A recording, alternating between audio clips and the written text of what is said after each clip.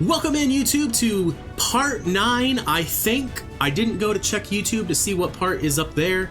I mean, it's a week behind anyway, so it's probably like part 3 that's actually visible, but in my queue, I'm up to like part 8, I think.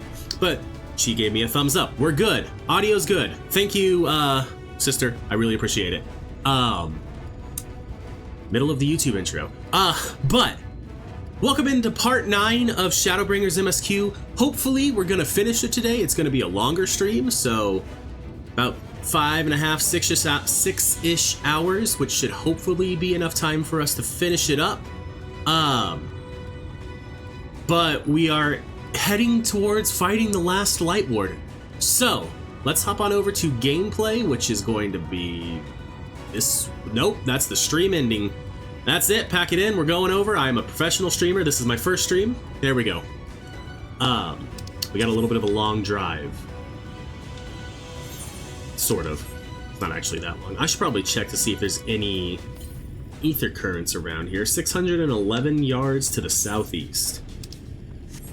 So we're fine. We gotta get to that little village over there, that way. I'm gonna check something else real quick while we head over there. I just wanna see if the friendly little Lalafell is on. They are. If you happen to be still in chat, Duck, and can understand me, what quest are you on? Like, what are you doing in post Heavensward right now? Because there is a trial that even if I'm streaming and you get to it, I will absolutely run it with you. You hear faint sounds from inside the building. However, the door refuses to budge.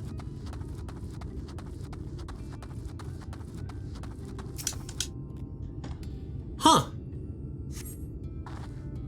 Well, that sucks. Hopefully, like, it's something that can actually be solved and not, like a problem with the whole headset. Food has been hung out to dry in the sun, and quite recently by your reckoning. We should have one more thing to look at. I bet you it's out back behind like this or something. Is it? No. Okay, then it's gotta be something with this one over here. No? I bet you I can go in here. Yep, look at that. Half empty cup. The cups are half empty, or half full, depending on how you see such things. That's funny. Behind the counter, a kettle bubbles steadily over the stove.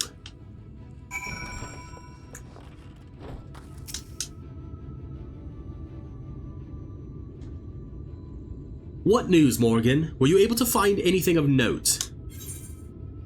People are definitely still living here. I couldn't find our mysterious person. Maybe this place really is abandoned. People are definitely still living here. Sounds good, Duck. In the meantime, I appreciate the lurk, or however it is that you happen to do it, and I hope you're able to figure it out. Indeed. While there's no one to be seen, 'tis plain that this village is anything but abandoned.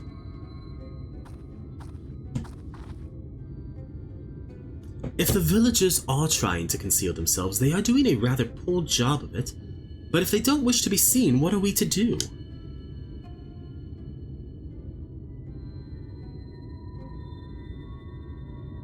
What indeed? I say, aren't you the ones who saved my life?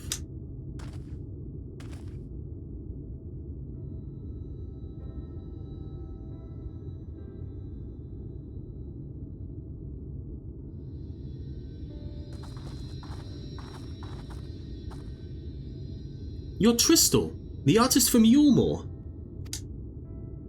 You remembered. Ever since we parted ways, I've worried about you. Bound for the city as you were. Never did I imagine that we would meet again, and here of all places. We could say the very same thing to you, my friend. I'm glad to see you hale and whole, but tell me, what is this village? This is Amity, a settlement made up of those who survived being exiled from Yulmore. As I wandered the wilds, I chanced to cross paths with an inhabitant of these parts. He took me through a secret tunnel which led to the top of the Bright Cliff. I've been here ever since. Life is hard, but we know a semblance of peace. Well, we did at any rate, until Mount Gold broke away from the earth. Then just as suddenly, the ladder started moving again. And you feared whoever was coming up would threaten your lives. Aye, but I see now there's no cause for concern. Will you tell me what has brought you here?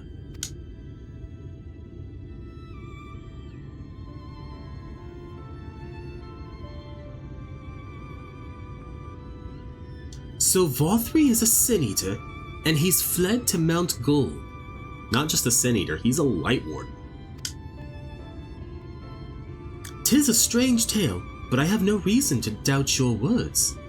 I owe you my life. If there is anything I can do to help, you need but say the word. Your help would be most welcome, Tristal. To begin with, we request your people's permission to reconnoiter the area. If we are to confront Vothri, we must find a way to reach Mount Gold. Of course, you hardly need our permission to be here. I will tell the others about you and yours. Now, we haven't much to offer in the way of hospitality, but our village is at your disposal. Please use it as you see fit in your quest. All right.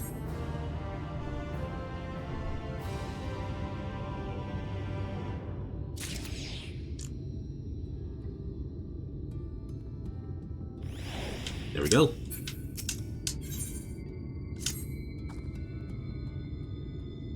Yet another hapless soul that Alphino saved from mortal danger, I see. Some things never change. At any rate, it seems that brother has a mind to linger. Meanwhile, I have a mind for us to explore. Morrighan and I are going to scout out the area. We'll be back in a while. Oh, very well then. Just take care out there. I am still eating, cough drops like they're going out of style. Because I have congestion and it makes my throat a little scratchy and coughy. I will do my best to try to remember to mute before I,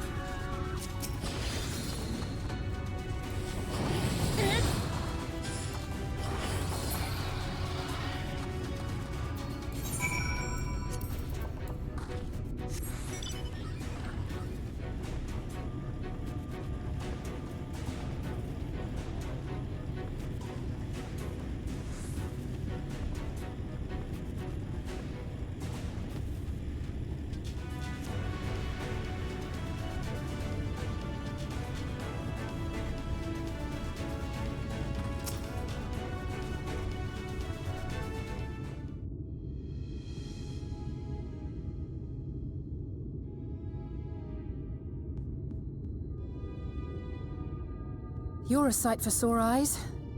I don't know about you, but I bumped into quite a few sin eaters out there.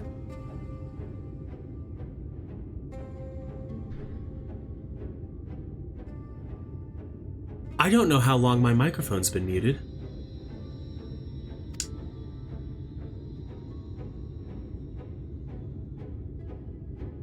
You too, then.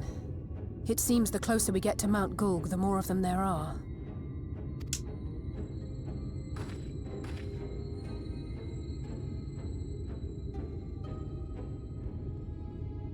I have an idea of when it happened. Looks a lot bigger from here, doesn't it? If I were Vorthri, the first thing I'd do is surround myself with as many sin eaters as I could lay my hands on. And judging by the number we've already faced, his lordship is of the same mind. This is going to be a tough climb. But first things first. We need to determine if climbing is even an option. The more I look, the less likely it seems. Y'shtola is right to be worried. But flying may be our only choice after all.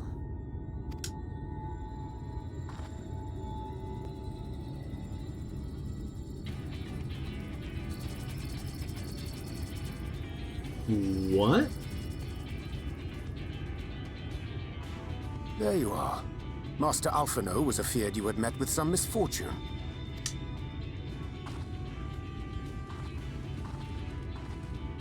Urianger. And you too, Exarch. What brings you here? I wish to observe the final struggle with my own eyes.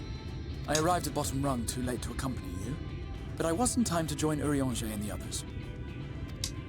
Come, let us see how this unfolds.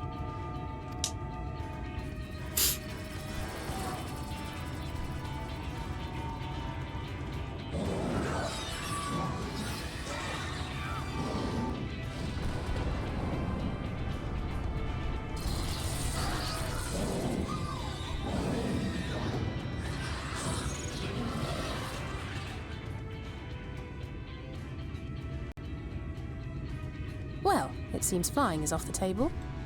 Yes, it does. If we have learned that much, then the Machina have served their purpose. Ah, so that's what they were for. Wasteful, but effective. It would seem our foe will not be reached by land or air. We must needs withdraw to consider another course. Master Alphino waiteth for us at Top Rung. Thither should we make our way.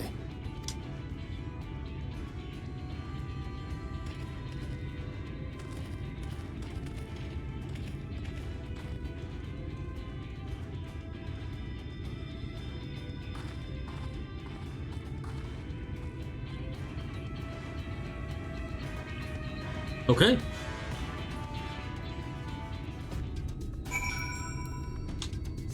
Speak with Alice, and I think she's back. Oh, way back over there, huh?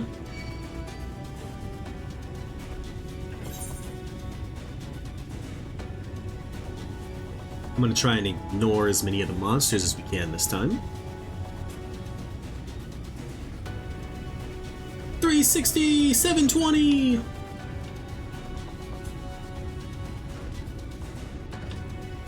That was one of my favorite things in A Realm Reborn, because I bought this mount. Very quickly I spent money, a lot of money on this game.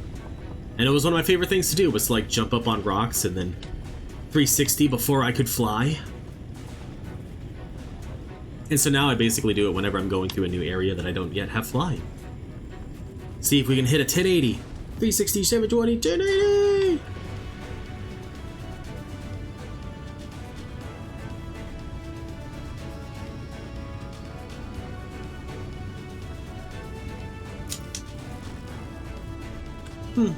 I didn't expect to see the Chais here, though I suppose it's well within their rights. At any rate, it's time to tackle our next little obstacle, finding a way to reach Mount Gulg. For this, we'll need to put all our heads together. I should actually probably stand like Actually, no, they give me a spot on, like, either side of them.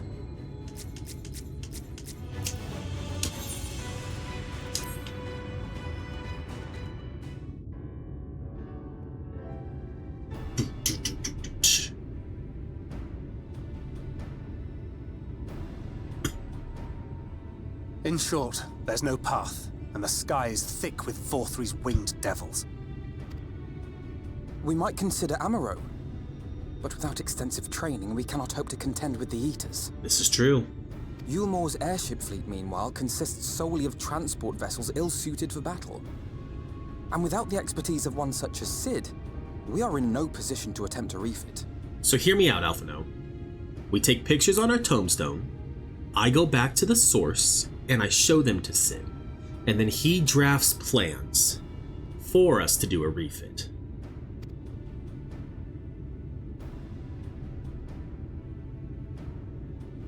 Oh, it's so frustrating! That wretched mountain should jolly well come back down to us! Now, dearest, we mustn't disturb these good people at their work. We've ridden the ladder and seen the sights. It's past time we took our leave. No.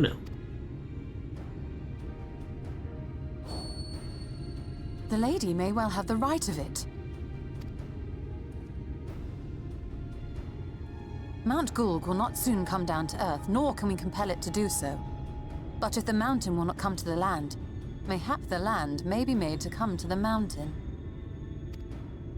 Go on. In the form of a Talos. A Talos large enough to reach out and take the volcano in its grasp. To build such a golem would be an onerous undertaking indeed, yet the principle seemeth sound in itself. Boulder Dash! No one has ever made one even half that size. Leaving aside the small matter of logistics, which, by the way, would be no small matter, the design would be unimaginably complex. Though, I suppose, if its only function is to cling to the ruddy mountain, perhaps it needn't be. A solid base, firmly rooted to the ground, sacrifice mobility to simplify the construction, reducing materials required.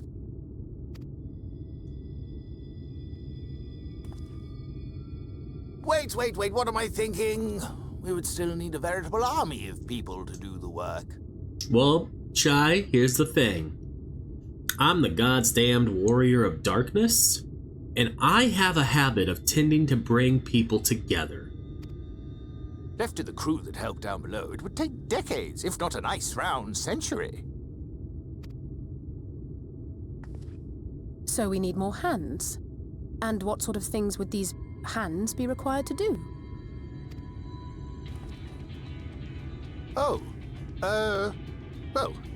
Let's see. First, we'd need people to procure the stone for the chassis. The rock found in the mountain would suit our purposes well enough. It'd be a simple task to quarry the stuff, but given the stupendous quantity required, we'd need all the help we can get.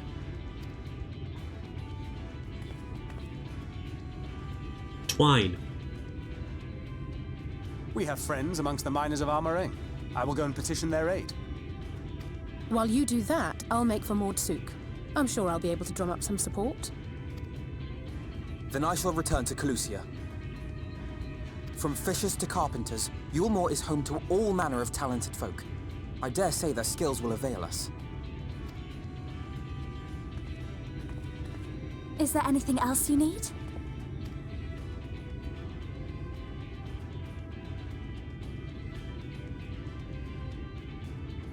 Well, yes, actually. Magic. Lots of the stuff, as much as possible. To awaken a Talos of this size would require an entire congregation of mages. Many among the Knights Blessed are gifted in the arcane arts. I will recruit them to our cause. Okay. The Fey folk, too, possess surpassing aptitude in magics. Yet they are not wont to cooperate in the endeavors of men. Leastwise, not without making all manner of mischief. Then maybe I should call upon my lovely branch? That being the case, I would instead call upon the people of the Crystarium, with thy permission, Exarch.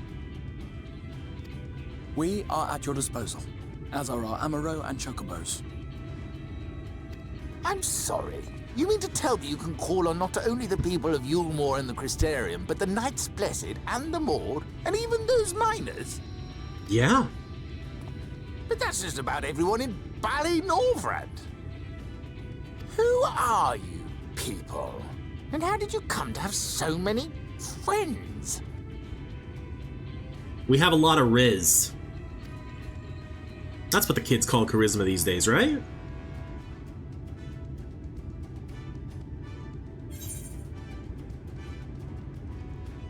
Who are we? We're the artist Alphino and his assistants.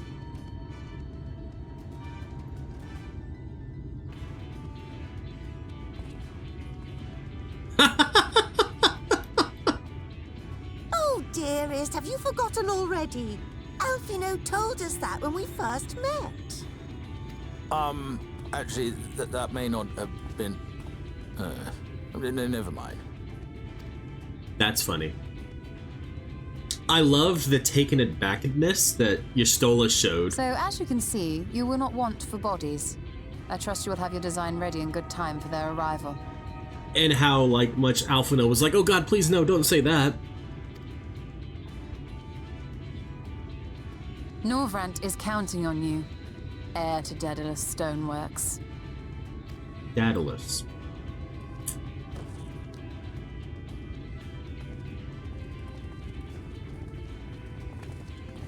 We'll be back as soon as we can, and we'll bring the whole world with us. Okay.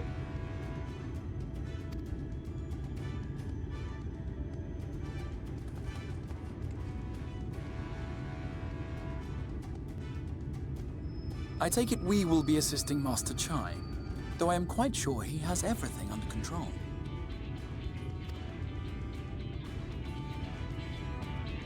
Oh, he looks like he's gonna be sick.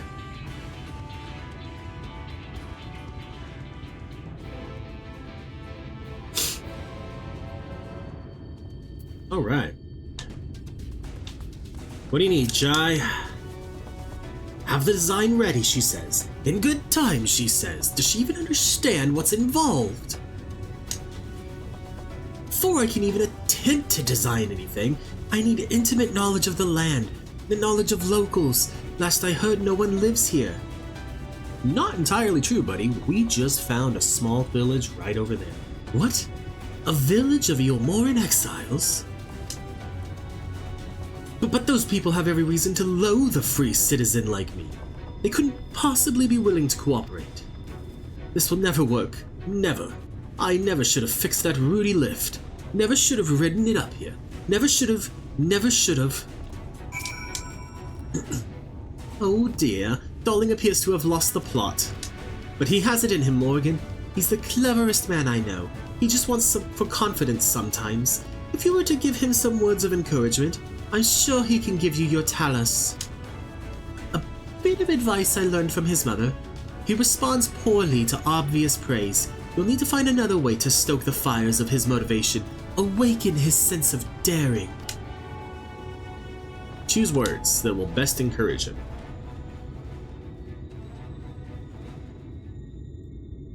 Okay. Duty commenced. Chinese is plagued with self-doubt. I can't do it, no one can. A talus of that size, no one's even dreamed of it.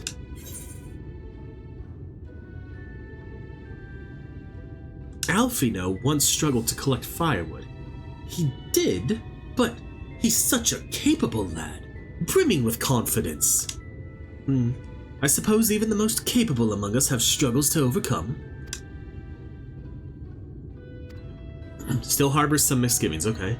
But regardless of my own feelings, I can't do a damn thing without help from those villagers, and they're not bally likely to give it. Tristle's among them, you said so yourself. Lest you've forgotten, we essentially sent him to his death. Even if the others don't bear a personal grudge, he would never forgive us.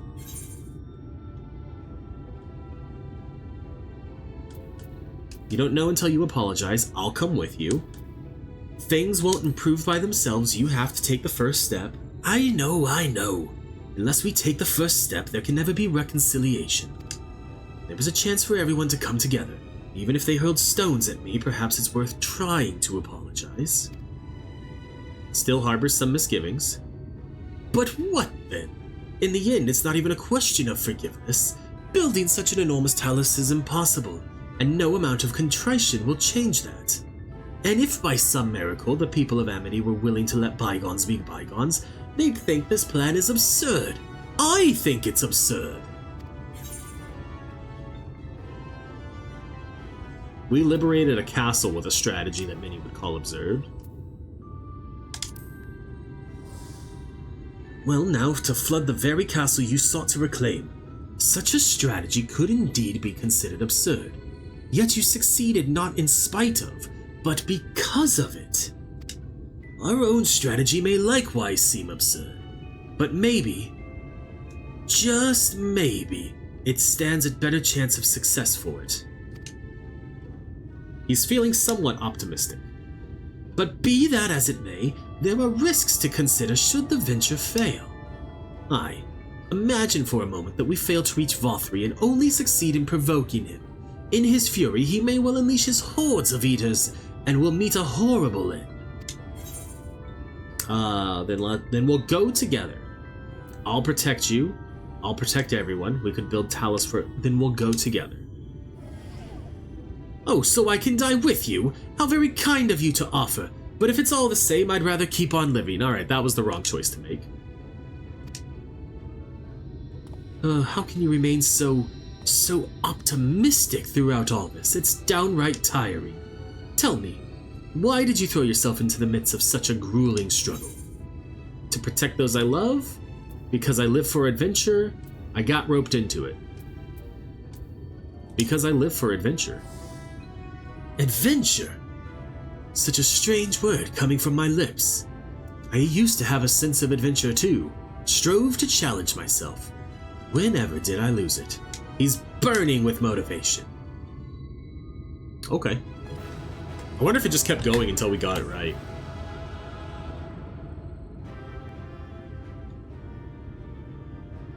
Yes, yes, by the gods I can do this. I just need to have a little faith in myself.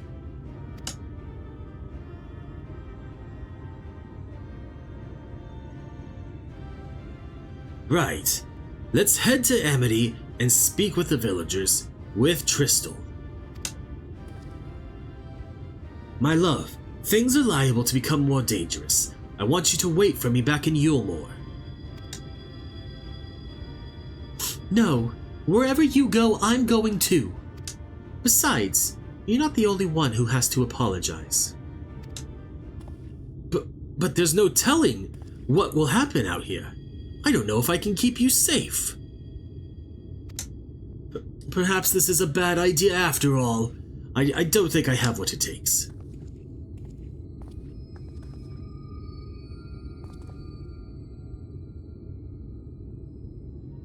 Master Chai, that you are beset with doubt is proof that you can envision the task ahead. Oops. Even should it be a feat fit for the divine, if something has been done before, then it most assuredly can be done again by our own hands. That's a little idealistic, don't you think?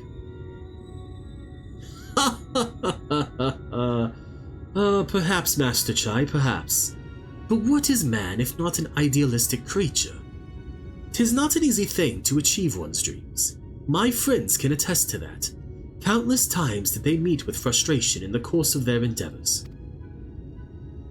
None would have found fault with them had they given up, yet they never did. One step after the next, they forged on towards their goals. None would have found it didn't click to the next one. And for their determination, they accomplished numerous feats that many believed lay beyond the reach of mankind. Like them, you are a man of science. Amidst your doubts, surely there was a spark of desire. The desire to make the impossible possible.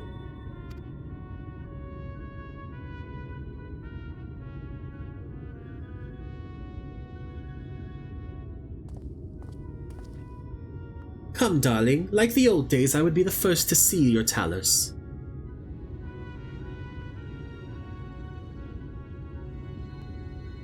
And you shall be, my dear. I would have none other at my side when my greatest masterpiece awakens. Right then, to Amity. Let's go.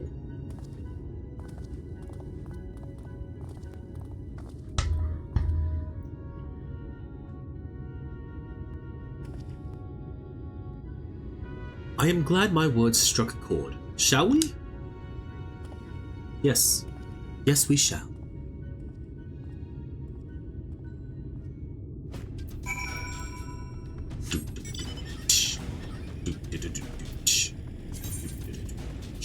Let's use that. Oh, can I not be on my thing? I can't. Good to know. Boom. Bow, bow, bow.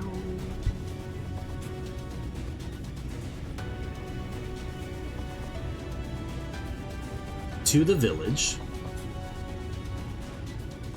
Why don't we just, kill the defective Talos and take their pieces?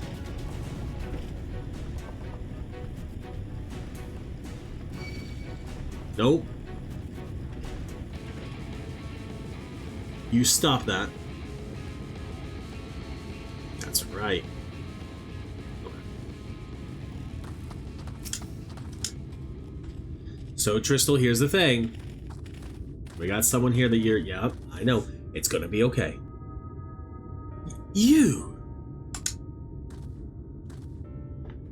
You have every right to be angry with us, but please listen to what I have to say. I am tasked with delivering these people to Mount Gulg by means of a Talos of heretofore unforeseen proportions. However, I cannot do this without the cooperation of those with intimate knowledge of this land. That is, you and your fellow villagers. Cooperation. After you ignored my desperate pleas and cast me out, you have the gall to come here and ask for my cooperation. You've every right to be upset. Valtteri is not the one to blame for your suffering. We are. We were free citizens without a care in the world, indifferent to the hardships of others. We didn't know what would become of you, and frankly, we didn't care. But we know now that what we did to you, to full many, was wrong. Terribly wrong. No words will suffice to make amends, but I want you to know that we are deeply sorry.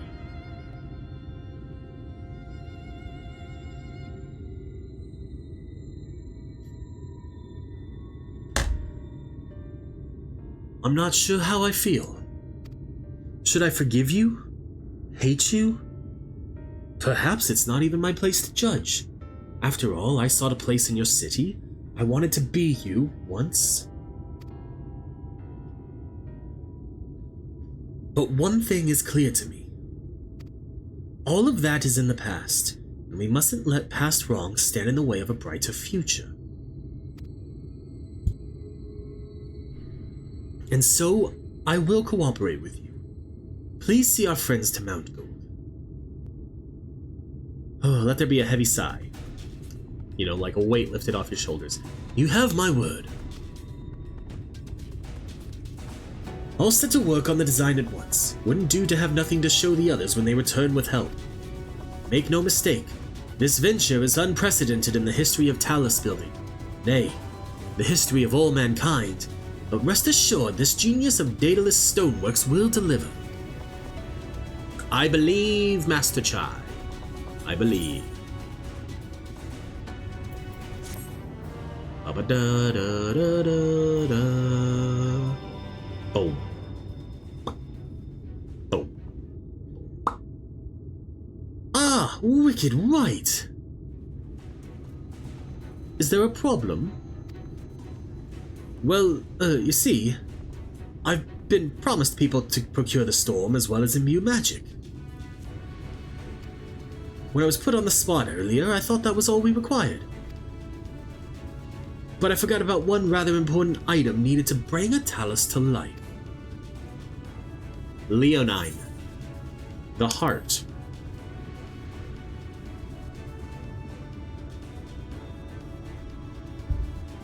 That's right, the heart.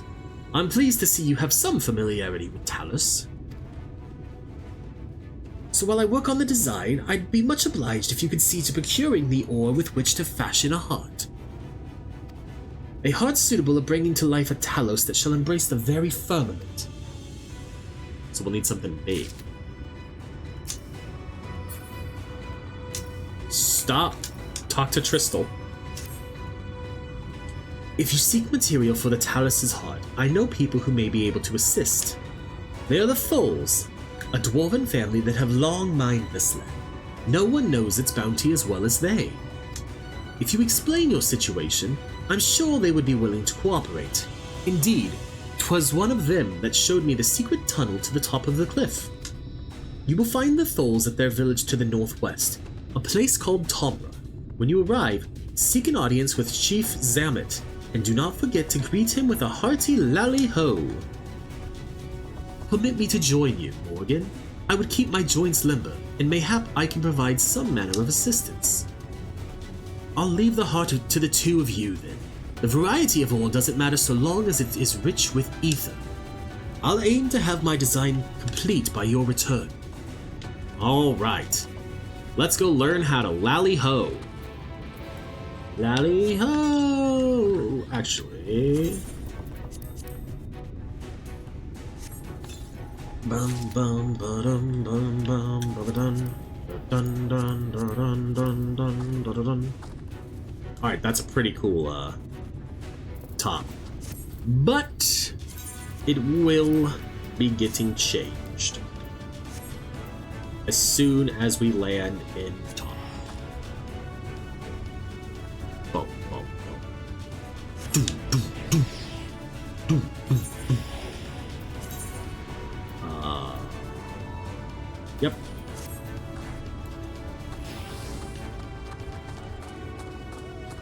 Hello, Crystal Exart.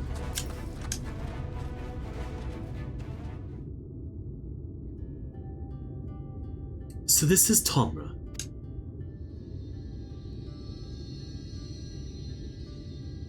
Seldom do we see the dwarven folk at the Crystarium.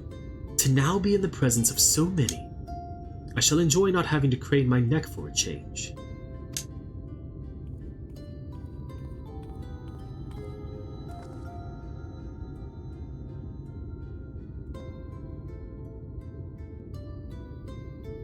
Lally-ho!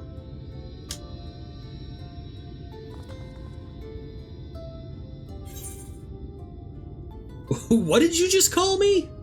No, it's a lally-ho back. What sorry excuse for a greeting was that? Where's your heart, lass? Your stones? Come, let's try it again. Lally-ho! Lally-ho! Does he sigh and shake his head?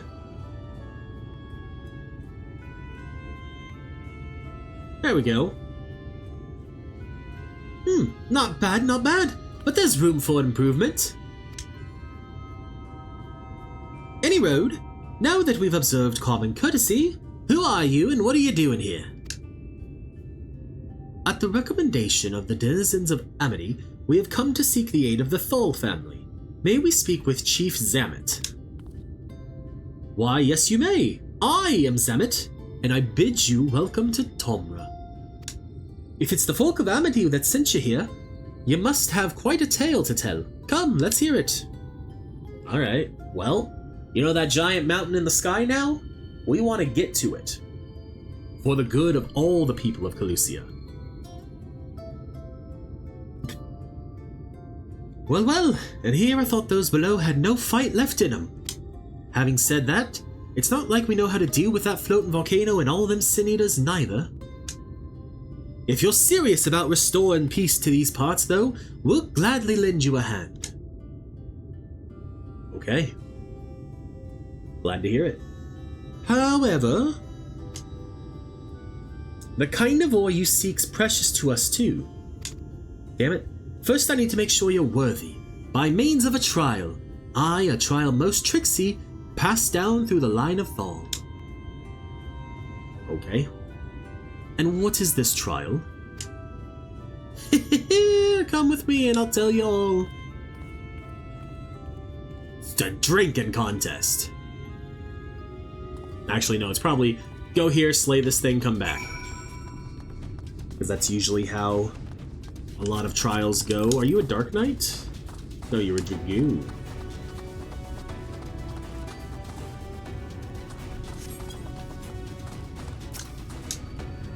Listen well. As you know, we're a mining folk, and in the mining life, danger's a constant companion. So when we come of age, each of us must prove our readiness to take to the mines. This we do by undertaking a trial, what tests the 3 traits all good miners can't do without: discernment, diligence, and dexterity. We call it 3D Mine Runner. Now look out on my helm. Mark its features well. You'll be given a slingshot, which you must use to shoot dwarves as wear helms that are different. Okay?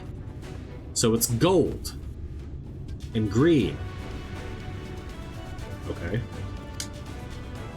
I've already made the necessary arrangements. When you're ready to take the trial, report to the observer nearby. Best of luck to you. Where they be here? Lally-ho! You must be the challenger the chief mentioned.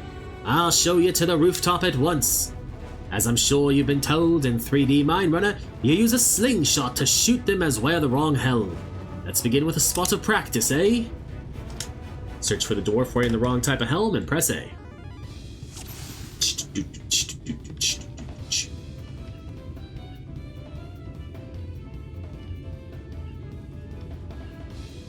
I don't...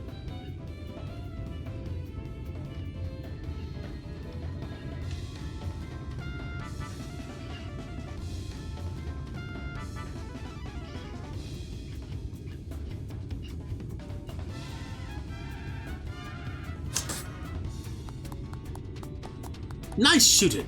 Keep it up in the actual trial, eh?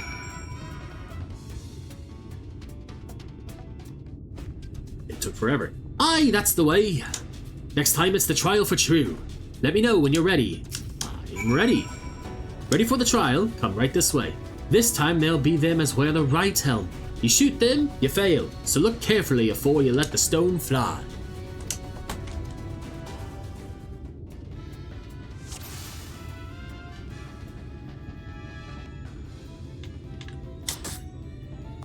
There we go. Well done! A fine show of discernment and dexterity.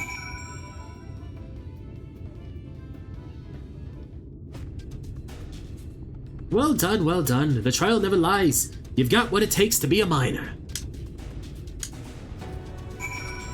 Okay. They made it seem like I was gonna have to shoot more than one. That was some impressive shooting, lass. Consider me satisfied. Aye, 'tis plain you didn't come this far with luck alone, so I'll place my faith in you and help you find the ore you seek. Alrighty. Let's equip the dwarven tights. Cotton gaskets. Alright, here's the thing. I actually don't mind the way that whole outfit goes together. But let's get our skirt back. Zamet has ore on his mind. Did you know that Calusia's rich in sulfur? Well, it is. We've been mining the stuff since ancient times. And every so often, the self-same veins yield what's called Earthseed, a rare ore steeped in magic. Time was, we used to refine Earthseed for this and that, but the technique's been lost. The stuff's still out there to be had, though, provided you know where to look. And no place is surer than the Dwergar Tunnel. The Dwergar's Tunnel. Problem is, the site's occupied by our age-old rivals, the Gogs. Greedy swords claim the place as theirs, and refuse to let any other bugger near. Oh, there never was a more odious lot than them Gogs. I could go on forever about those hornless horsens. But then we'd be here forever, and that won't get us nowhere. What it boils down to is this. If you want the Earthseed, you've got to deal with the Gogs. Reckon you're up to the challenge? Aye. We have dealt with far worse. I'm sure we can find a way to obtain what we need. That's the spirit. Now to help you find your way, I'll have one of ours go with you. I'll do it. I'll go with them.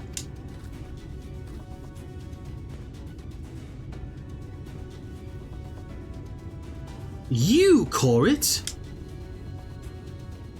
Well, I couldn't help overhearing. I knew the Edis had flocked to Mount Gulg, but I don't know why. I think the last warden's hiding up there. The fate of Calusia, no, the world, hangs in the balance. If I can be of some help, then I want to do my part. Your zeal is commendable, lad, but it isn't so simple. This here's Corrit. Young as he is, he's one of the village's finest miners. The lad's got an uncanny sense of where to dig, and his aim with a pickaxe is as true as any dwarf's. If all he needed to do was dig, he'd be a dwarf, but he's liable to become a sin eater's breakfast before he can even manage a swing. It's true, I'm hopeless in a fight. But I still want to try. Please let me go with you. Alright. I take care of you, you take care of the orc. Oh, thank you so much. I'll try my best not to be a burden. If you want to take Corrit, far be it from me to stop you. Keep him safe though, will ya? I will. I will. We will most assuredly encounter sin eaters along the way. Though with you in our company, it will be more a spectacle than a concern. There we go. We're gonna take a short break. I'm gonna go get me some more water. So we will be right back. Let's do this. The Dwergers tour lies in a cave to the east. I'm ready when you are. Alright. Well, I am ready. So let's fucking go. Let's do this. Escort Corrit. We'll keep to the road and head east. I'm in your hands. It seems we have a fair distance to cover. Be on your guard. Speak of the devils. Morrighan, the one on the left is yours. I mean, I know I'm gonna get the one on the right too here in a second.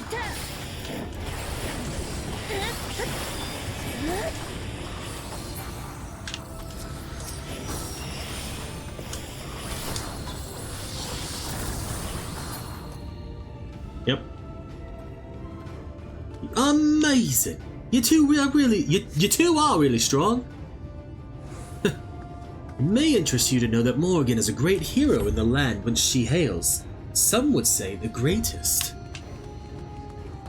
Really? Oh, you must have some stories to tell, Morrighan. That she does. Tales to impress and inspire you in turn. By all means, have her regale you with a few once our work is done. I can't wait.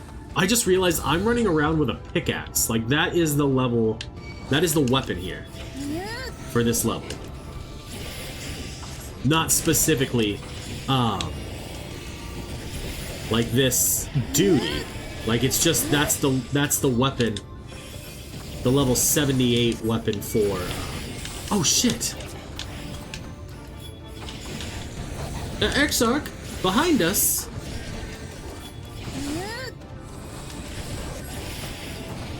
Alright, come here, you.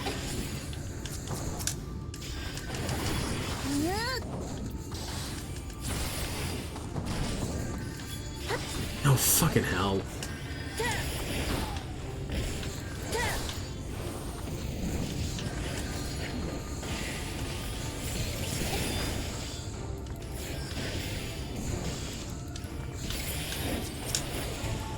It's annoying that I have the aggro, but they won't look at me. So we'll just turn our stance back off. Whew! I don't know much about fighting, but you two make a great team. Morrighan is a team unto herself. I merely follow her lead. Well, it looks like you've been doing this for years to me.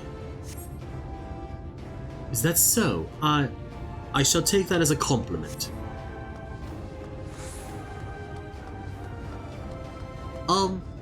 Did I say the wrong thing? Not at all. Your words are most heartening indeed. I feel like a young mannequin. You talk as if you're old. How long have you two known each other anyway? Well... Ah! There's even more of them! This is too close to Amity for comfort. Let's finish them quickly and move on.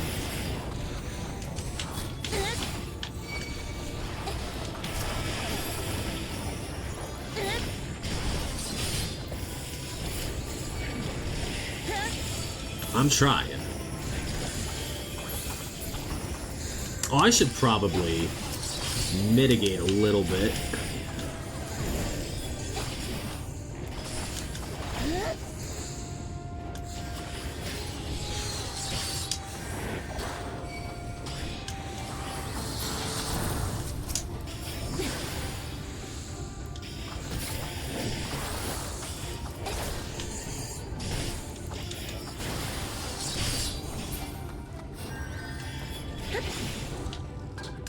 Concentrate on the ones coming for Corrit. I will see to the rest.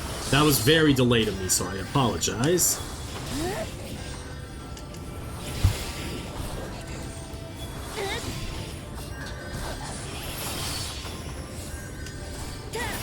There, the hypocrisy is dead.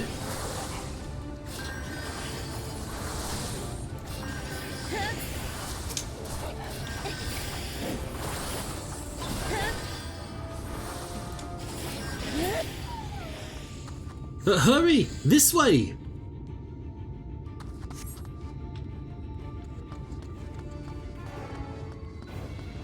How much farther to the cave?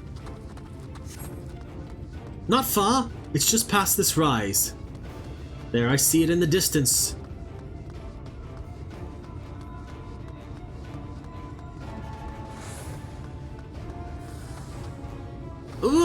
Again?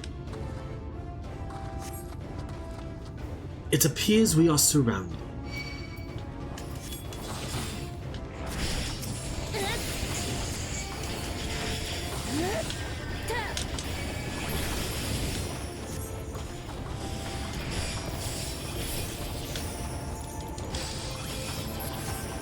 I am invulnerable for at least...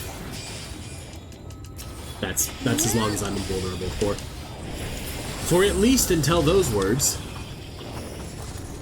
'Tis done. Let us press on. Right. I didn't actually mean to press my invuln button, it just kind of happened. Wah!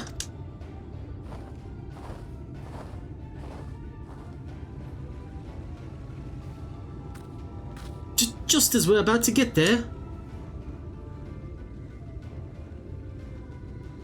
One last push then. Shall we, Morrighan? We shall. Bum bum bum bum bum bum bum bum. Different song altogether, actually.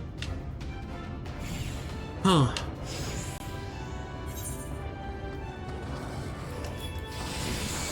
I will shield Corrit. Give the Eaters everything you have.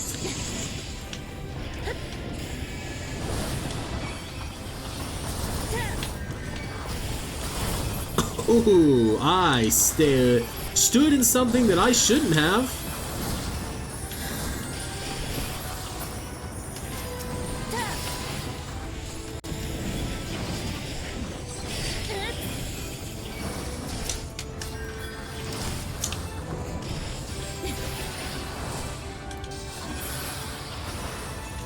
That really didn't seem that hard. Where's these other ones coming from? There they are.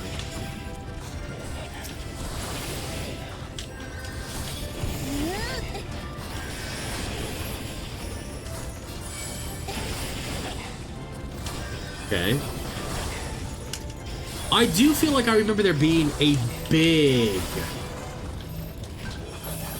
Sin Eater that we end up fighting.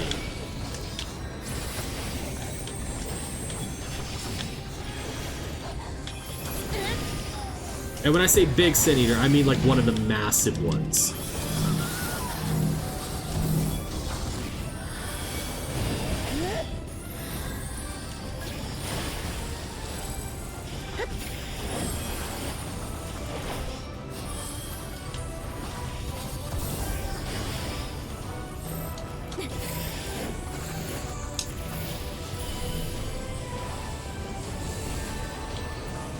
I'll use my cool little paladin shieldy.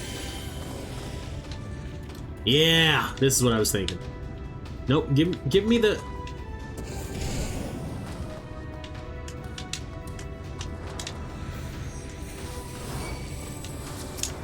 Raha, sorry, Crystal Exarch, I mean, just used rescue.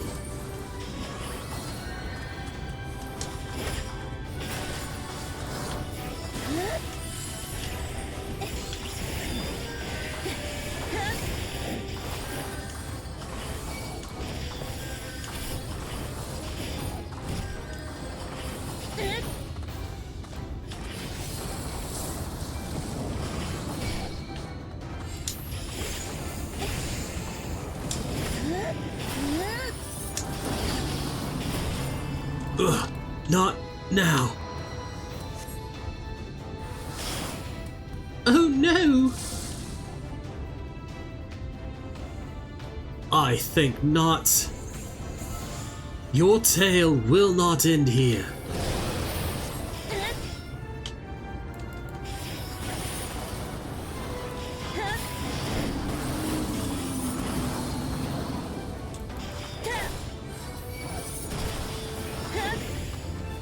Purgatorial Flame, huh?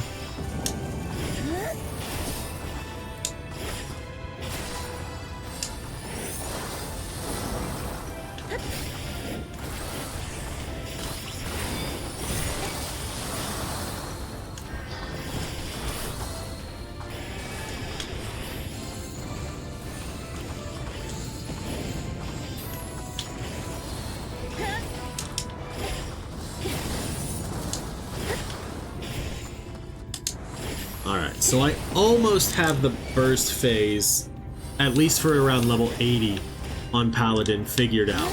It's just a matter of me still making sure I press the buttons in the correct order. There we go. Easy as pie. Alright. A digging we will go! We're alive! We're alive! Let's hurry inside before any more Sin Eaters come. You know what I should have done? I should have picked up the blue quests before we did this one. Because I bet you those blue quests have something to do with over here. Oh well. Corrit is eager to step into the relative safety of the cave. Right, follow me please. I will take you to the Dwerger's Tuel, where the purest sulfur in the land may be found. Yeah, I think we actually have to kill some of the sulfur, the enemies with sulfur in their name. It's a Golg Knocker. Whatever that be. Bum, bum, ba-dum.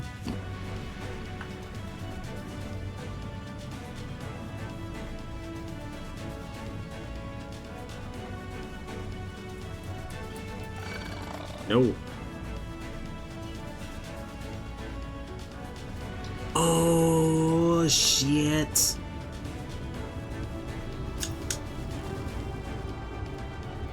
I've been forgetting all about these things. 872 yalms to the southwest. Probably not far from Amity, honestly.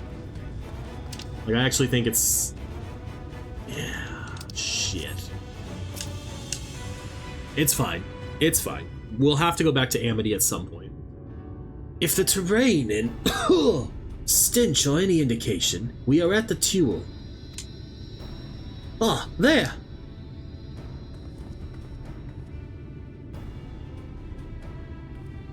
The Gogs, with their ugly, unkempt beards! If they realize we're here, they'll come after us. Best to take them down first. Be not so hasty, Court. The animosity between your two clans notwithstanding, I would not resort to violence unless necessary. I will use an enchantment to render you invisible. It will not fool sin eaters, but it will suffice to hide you from the eyes of men. While you are thus concealed, do you think you could find us the Earthseed? Aye! I'll dig up the choicest stuff there is.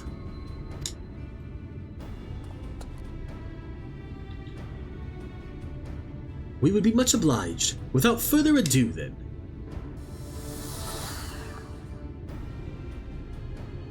Ha! I can see straight through me! Right, a diggin' we will go.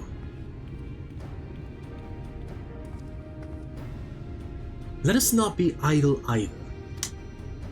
Though Korit cannot be seen, he may still be heard. I would aid him by removing some few Gogs from the field. To that end... Dream Powder. As you may recall, we used it for the rescue mission at Laxon Loft. We used it in Yulmore too.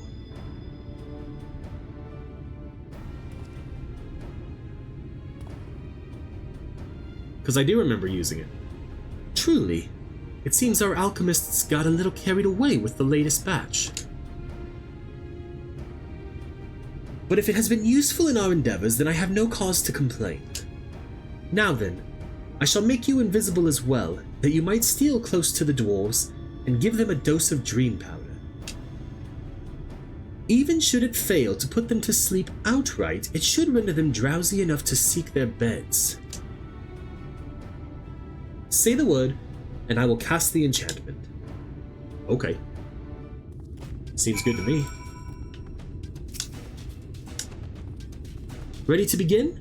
Very good.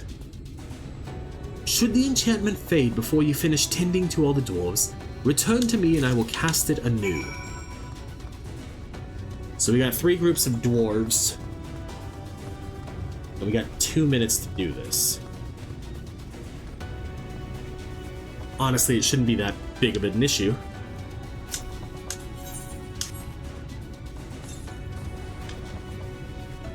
Ugh, I can barely keep my eyes open. Time to call it a day. We'll go get this one, and then that one.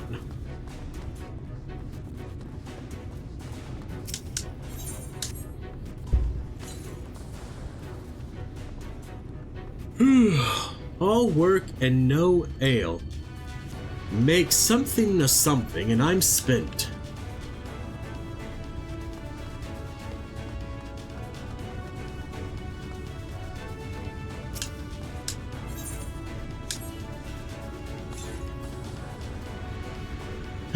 So drowsy. Not safe to work when drowsy. Best get some rest. Not all of those yawns were fake, actually. Some of those were very real yawns indeed.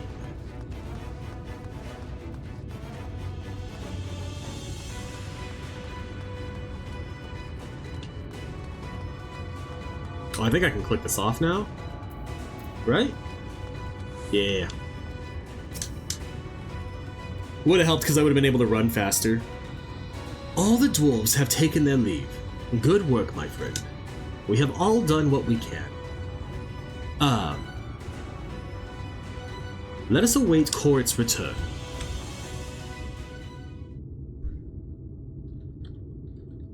I'm back!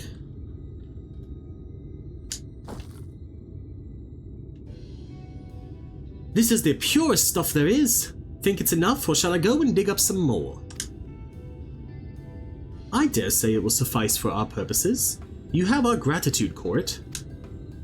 Let us carry this back to... You gotta get back to your tower, bud. Are you alright?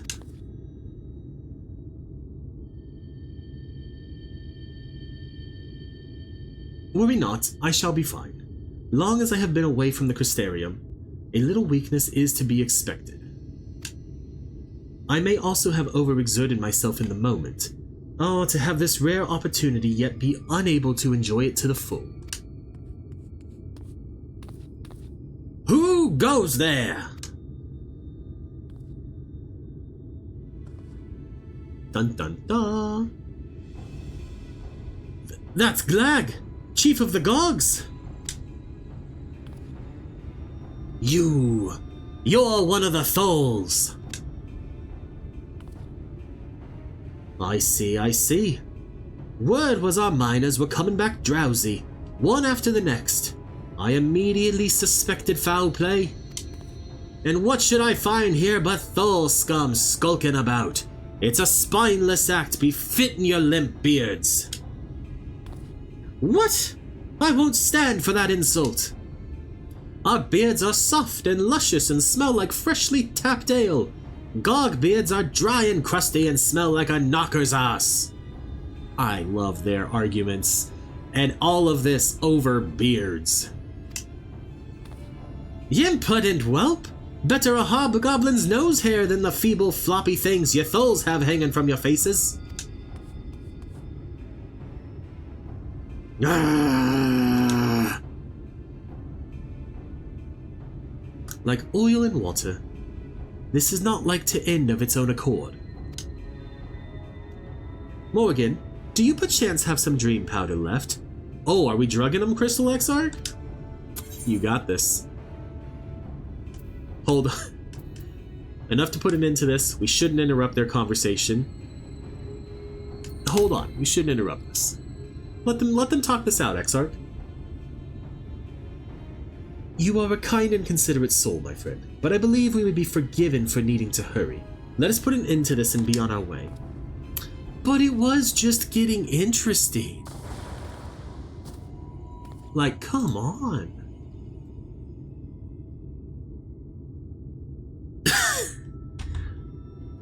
Hey, he looks like Johnny from Metal Gear.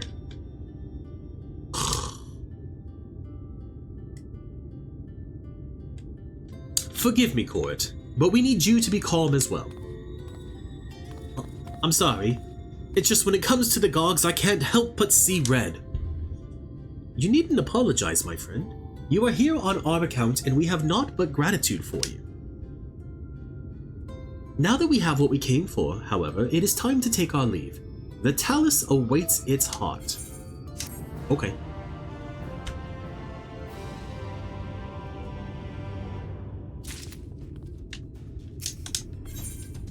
Rich veins of hope. Well, my friend, much as I have enjoyed our time together, I think it best we split up, that we might accomplish our tasks more swiftly. I shall see the Earthseed safely into the hands of Chinese. While I am thus employed, would you be so good as to deliver Court back to Tomra? You got it. My thanks, Morrighan. Brief though it was, 'twas an honor to go adventuring with you. I shall see you back in Amity.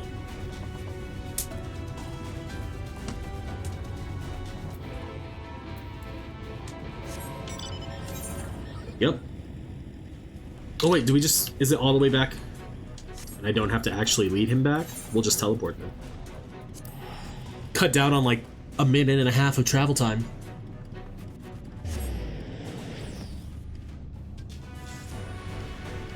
I'll talk to you in a minute, gossipy dwarf.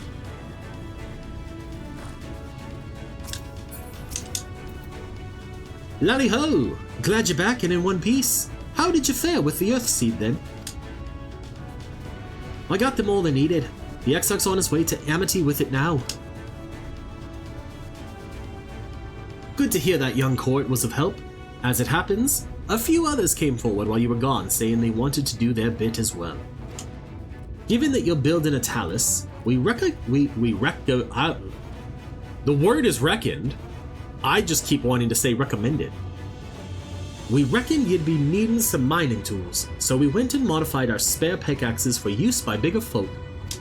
Here, take these with you. Should be plenty to go around. From what our scouts tell me, there's a crowd gathered at Top Rung already. Go and see that everyone has a pickaxe to swing, eh? I guess. is. I feel like we have more important things to do, but we'll do it. We'll also pick up these blue quests now real quick. You heard the latest rumor out of Comra. The strangest find in recent memory. Though actual details as to what said find actually is have yet to emerge. If you do happen to come into any juicy tidbits, I'd be keen to hear them. The suspense is killing me here. Okay. Biot. Well, scuff my helm, if it ain't that traveler we've been hearing about. And the elders had more than a few things to say. I'd best be giving you a proper welcome then, eh? Lally-ho! Lally-ho! Now that's what I like to see. A lally-ho straight from the heart. I only wish my own boy would put a bit more effort into his lallies and his hoes. He's always busy fiddling with his damn automata. No time for swapping words with folk of flesh and blood. Every dwarf knows that a lally-ho gets a lally-ho, or you're asking to become an outcast. A mother does worry, she does. And that's only the half of it. I know it's just a stage all lads go through, but the little bugger has to argue with every word I say. Oh, I've just had the most clever idea. He'll not listen to me or the other villagers, but maybe, just maybe, curiosity for a stranger will win out over that sour attitude of his. Worth a try, don't you think? Please befriend my son, Ronnet. Just get him used to giving a proper greeting. That's all I ask.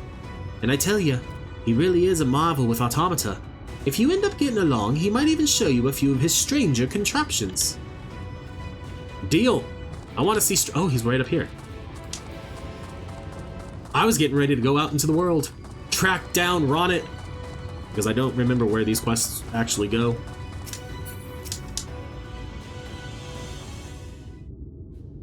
I was ready to hit it back on my way to the top rung or something, though.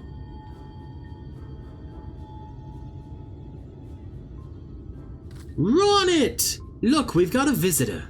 Why don't you say hello? Who are you, then? What? You got something to say to me?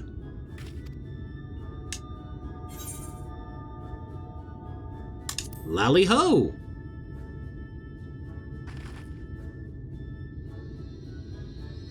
Oh, you? No, our greeting? Huh. Little Lally... Oh, Ronnet, my lad. Would you stop it, button? Yes, dear, if you say so. Now, Ronnet, is everything else alright? You seem to be looking for something. My A button's getting stuck. Oh no, it's just... I mean, I sort of lost my hammer.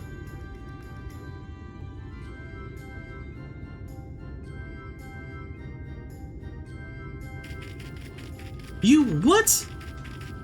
Of all the irresponsible, careless, foolish... Alright, calm down, Mom. Ronnet's hammer has been in the family for generations. It's a priceless heirloom that once belonged to Watts, the blacksmith of legend himself. Well, what are you standing around for, boy? Find that hammer. We will do what we can to help. That's right, like this is the quest line that ultimately ends up leading into the dwarf beast tribes.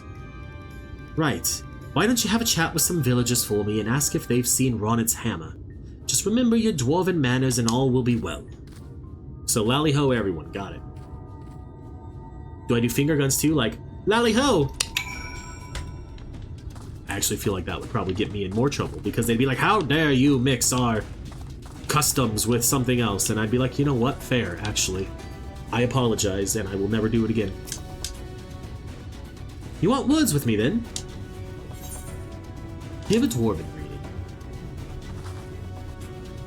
Oh, that's a fine lally-ho you've got there, lass. I like you. Ronnet? Ah, that Silky Sprout's lost old Watts' hammer, has he? Well, lucky for him, I believe yon gentle dwarf picked it up. It's time I was getting back to work then. Good day to you, stranger. Bum bum bum bum bum bum.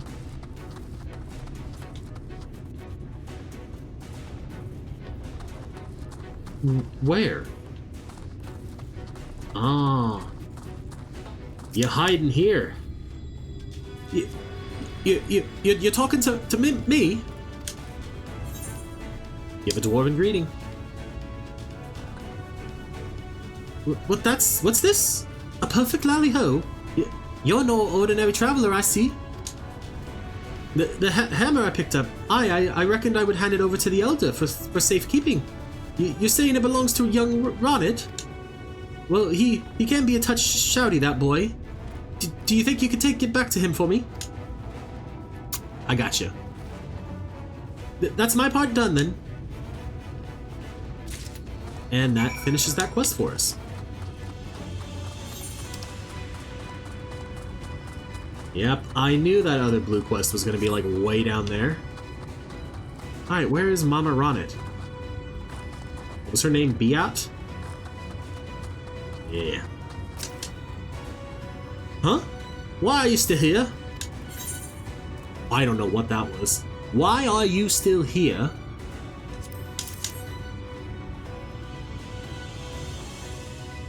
What? This is my hammer! Well, would you look at that? You see, Ronnet, give the right and proper greeting and folk will be glad to share a bit of kindness. Could be that you've a thing or two to learn from Morrighan here. Are you lecturing me again? Aye, well, maybe. Maybe you're not such a bad sort. I'll just put the hammer in a safe place somewhere. I mean to be a famous smithy myself someday, so I'd best not lose it again. I'll leave you to it then. I know my boy's not the easiest to get along with, Morrighan, but he could sure use a friend like you. I don't need a friend. I don't need anyone. We're not going to be friends, understand? But you can stay around a little longer if you want. So now what? I'll get back to that later. I only care about the ether current for now. Now we have a long drive ahead of us. Ignore the fate. Ignore all that.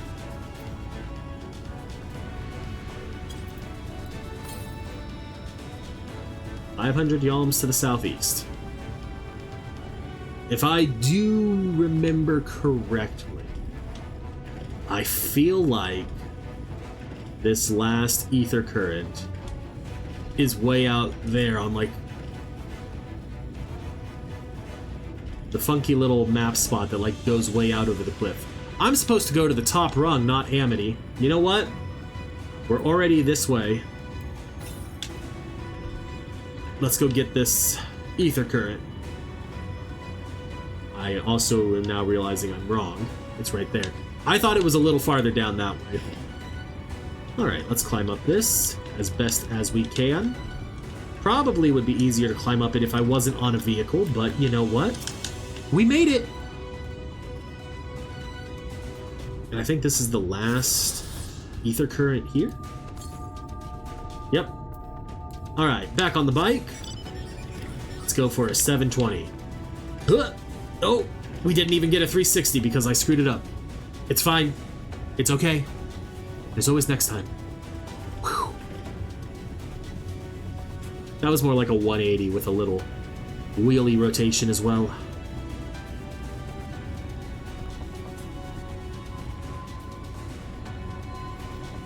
Ignore the bombs of the first.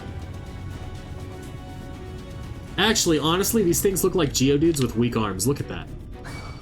Oh, he angry. He angry.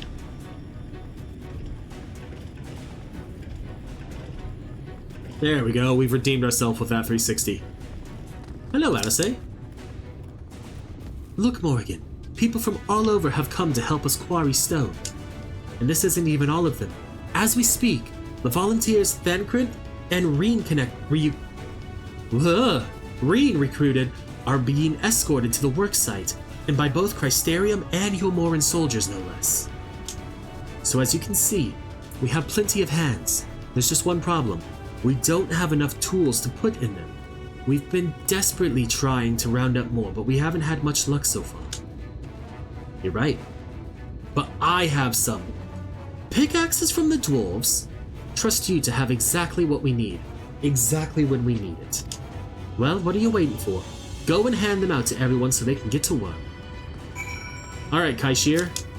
You get a pickaxe. We're ready to do our bit, Morrighan. We just need the tools to do it with.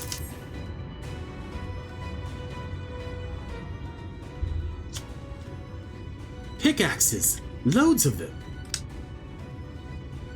Now we all may work to our heart's content.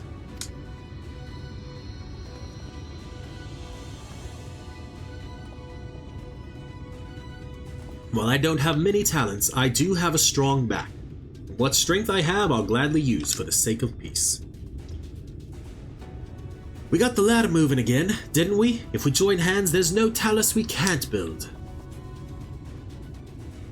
Still haven't repaid you and Alfino for saving me, and I'm not sure I ever could. But that ain't going to stop me from trying. I'm with you to the end.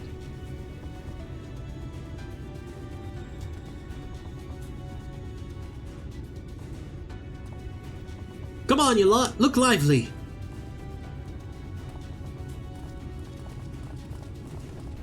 I kind of wish the dwarves hadn't, adjusted them to adult, or not adult, but to larger races, because the thought of that Rogaden mining with a dwarven pickaxe is hilarious. It would look like a little hammer. We've come, Morrighan. In case you're wondering, Guthjon is here too. Couldn't wait to start breaking rocks though, so he's gone on ahead. Bah. Could have at least left us a spare set of tools. Well, listen here. I've got some for you. Alright, it's got to do a cutscene every time. That is a little bit annoying. Oh, wonderful. Now we can be about it too. Oh, hey, that's one of the people from Fano. Quarrying isn't exactly my stock in trade, but this time I feel as though my wife would be with me, guiding my hand. So let's make it happen. Let's build a world where everyone can live without fear, where everyone has a place they can go home to. That guy looks like he's struggling with that box. Right then, let's be on our way. What are you still doing here, Thaf? I thought you'd brought your own tools. I did, and I was about to head off when I saw Jarek.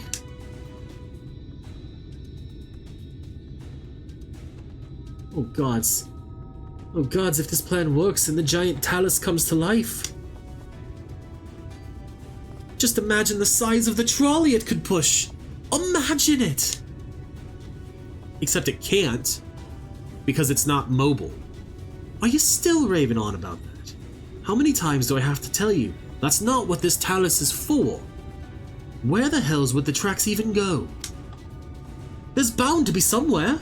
You just need a little imagination. Seeing as the stoneworks is involved, maybe we could have a trolley added to the design. Enough!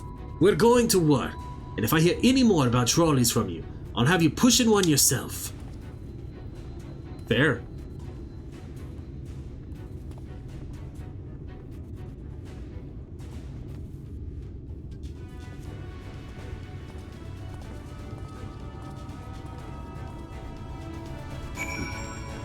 Ron! Oh, my friend. Long time no see, traveler. Are you waiting to be issued a pickaxe too? No, I'm the one issuing them.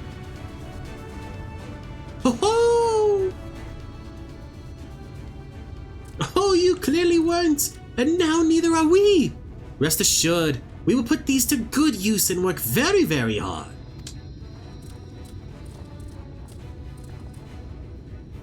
Of course, one cannot work on an empty stomach, which is why I brought some tasty worms to share.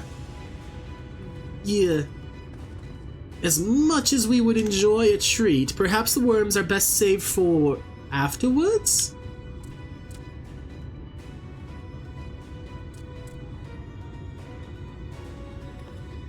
Greetings, Morrighan. You may not remember me, but I'm one of the carers from the inn at Journey's Head. After night returned to Amarong, we noticed a change in our patients. The transformation had halted in every one of them. I can't express what it did to the mood of the place. We were still celebrating days later, when who should come along but Alize? She said that she sought the aid of those who believed in the Warrior of Darkness. We all answered her call right there and then. Of course, some few carers had to remain behind, but as many of us came as could be spared. We're glad to have you. I too have great respect for the Warrior of Darkness. When we meet, I'll be sure to treat them to a nice plump worm. You got it, bud. When you meet that Warrior of Darkness, you give them a nice plump worm. I'll point them in your direction. Yeah. That's what I'll do. My thanks, Morrighan.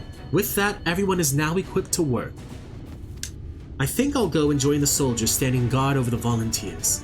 It would be a shame if they fell prey to Sin Eaters after all the trouble we've gone to. Right. Let us see this plan is a resounding success, for the sake of all Norvront. That was a long frickin' quest, actually. That none shall ever again. Well, my friend, it appears we are the only ones left here. If you've no other pressing tasks, would you care to accompany me to Amity? There, Y'shtola is overseeing those who will imbue the Talos with magics. Come, let us join them at once. Baba-dun-dun, don't return to the Crystarium, stop it! Ba-da-bum-bum-bum-ba-dum. Da-da-dun-dun-dun-dun-dun.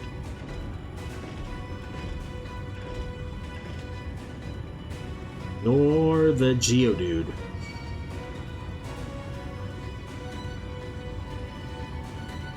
We're gonna get targeted by this Talos, though. Well, I guess not. We're gonna go this way.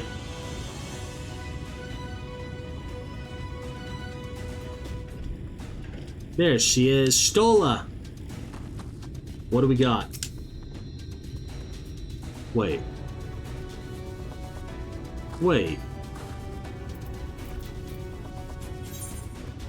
This quest doesn't unlock a... Oh, I know what this quest starts. I need the blue quest that's in here, though. Stop. Don't target Y'shtola.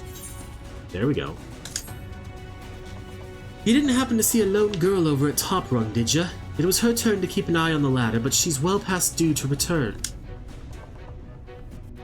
No, I wonder what could have... The two of us were once bonded citizens, you see, and we were not treated well.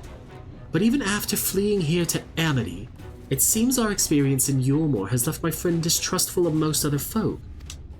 I wouldn't be surprised to learn that she simply ran and hid when she saw you coming up the cliff. It wouldn't be the first time.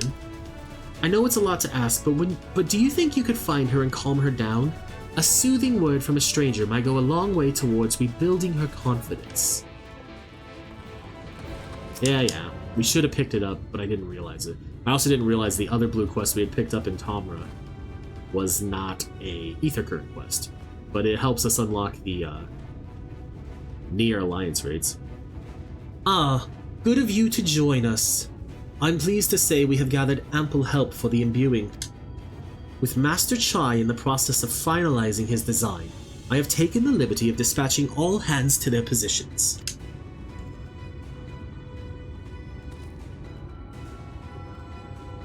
You hurtle along as though I have my house in order, but quite frankly, this is the most disorganized mess of a project I've ever overseen, and I haven't spent nearly as much time as I would like on my calculations. So thou hast proclaimed loudly and frequently, Master Chai. Yet from my perspective, a layman's though it may be, haste notwithstanding, thou hast gone to great lengths, abiding by proven methodology, to ensure the integrity of thy design. Aye, well, that's just the bare minimum that's expected of us at the Stoneworks. Though our glory days are behind us, I've not forgotten our time-honored traditions. But I should mention that the Exarch delivered the ore I asked for. Earthseed, I believed he called it. In that quantity, I believe we can fashion a suitable heart for the Talus. And then everything will be in readiness. Or so I would like to say. Is there a problem? In a Talos of, well, any reasonable size, a single heart will serve to circulate ether throughout the chassis. But given the unprecedented proportions of that which we seek to build, I doubt that will be the case. By installing smaller peripheral hearts at intervals, I believe that we can maintain a stable ether flow, thereby solving the problem. However, we don't have enough ore for this purpose. Not for it, but to procure more, I suppose. Runar, mayhap now is a good time to bring them out. A moment, friends. There is something I would show you.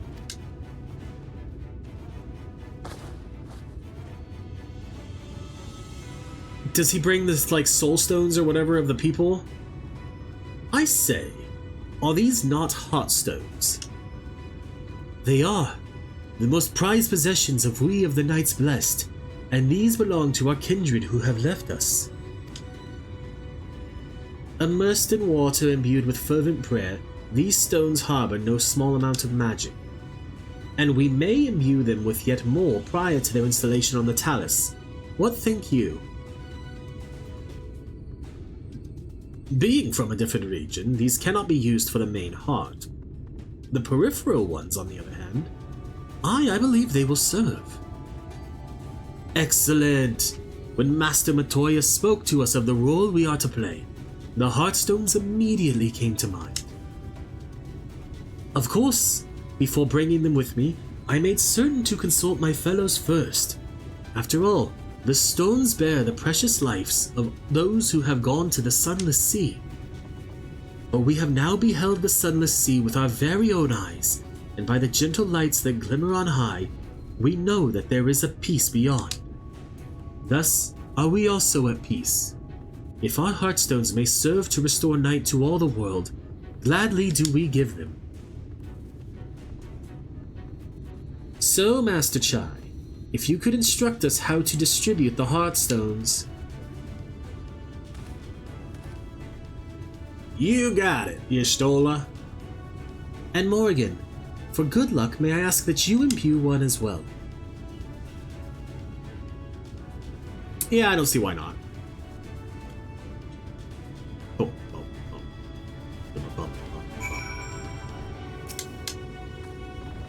Rest assured, it is not difficult. Simply raise your hand and focus as you would when attuning to an aetherite.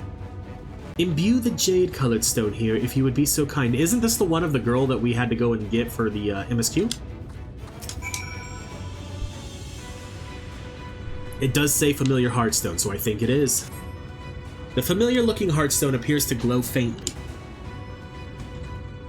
Voice acting? No.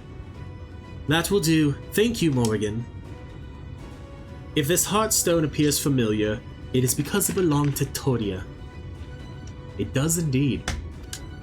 Damn it! It bears the collected blah blah blah blah blah because I accidentally pressed A twice! Even though I didn't, because my controller is freaking out!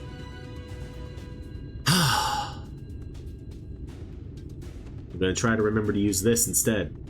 For at least the cutscenes. Right, I've identified the spots on the Talus where the stones are needed. See that they're amply imbued, then install them as I've indicated on this diagram.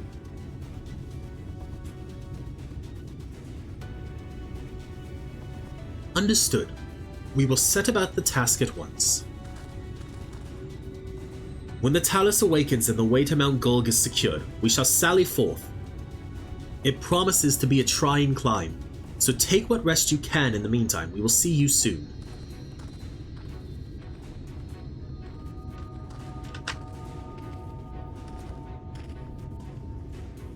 A moment, Urianger. You said that you would have measures ready in the event that our friend fails to contain the light. Do you?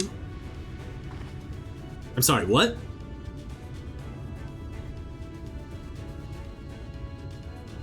Be assured that I do. All which I require lieth in this land. I don't trust you though, Urianger. And I'm not gonna say I'll be fine because I'm worried. So, what is the plan exactly then, Urianger? To my deepest regret, I cannot reveal the plan to thee. In order for it to succeed, 'tis vital that thou remainest ignorant of its nature until the time is right. Yet though I may thus keep my counsel, I know that I have only thy safety at heart. So rest easy, my friend, and take such ease as thou mayest, the better to be ready for the trials to come. Okay. Bum, bum, bum, bum, bum, bum, bum.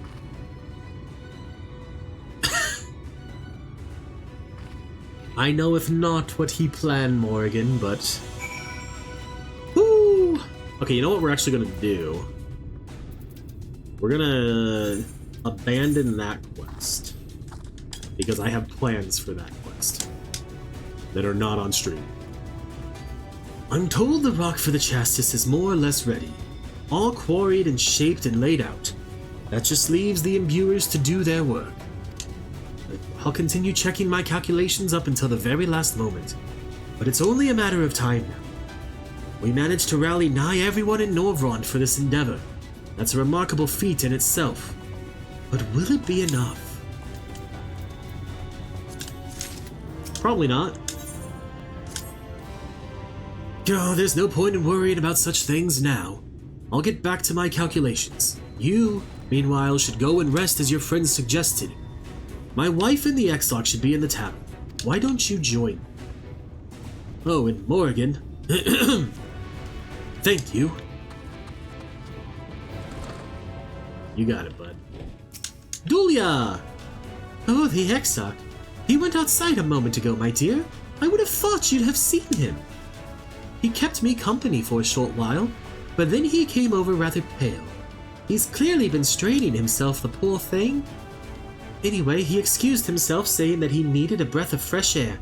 Weak as he looked, I did offer to go with him, but he assured me he would be fine.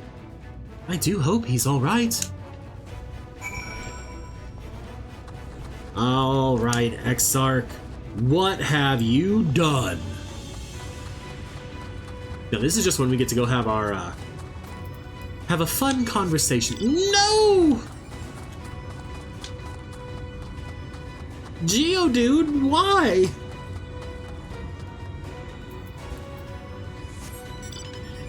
I have to track down my... Oh, it's right there.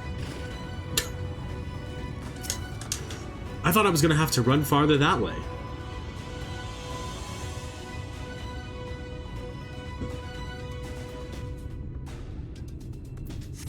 The Exarch does not appear to be nearby.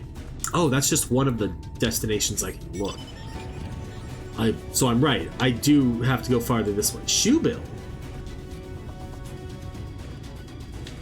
What the hell are you a part of?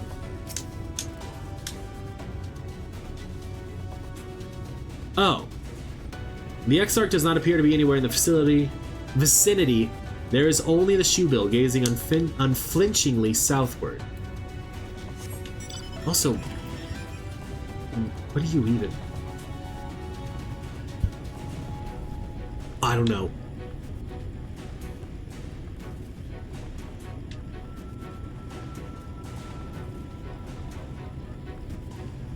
Yeah, this is what I remembered, having to come like way out here.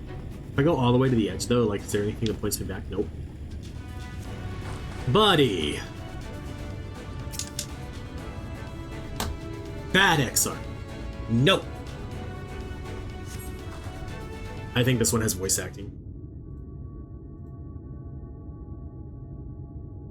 The future is where my destiny awaits. Okay.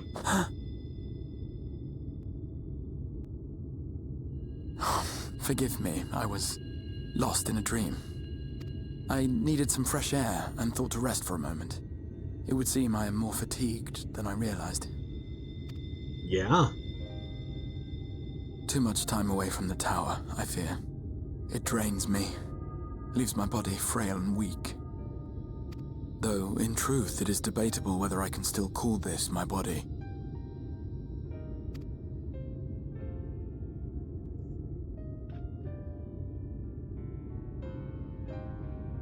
When first I turned my mind towards the salvation of the world, I came to the conclusion that it would take many long years, many more than remain to me.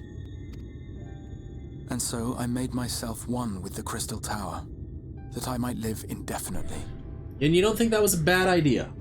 I am but an extension of it now. Hence my weakness the farther I travel, and the longer I am away.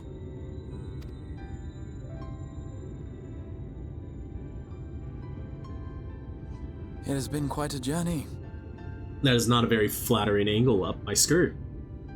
But thanks to you, the end is in sight. My wish will finally be fulfilled. At least the camera panned away from it. How goes the construction effort? Well, you know, it's going.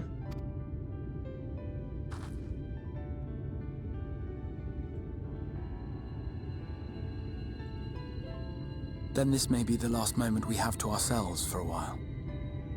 Come, sit with me. All right. Whatever you say, Exarch. Tell me, when all of this is over, what will you do? What are my options? Settle matters with the Empire. What I always do, seek out mightier foes or rest a while. I'm gonna rest.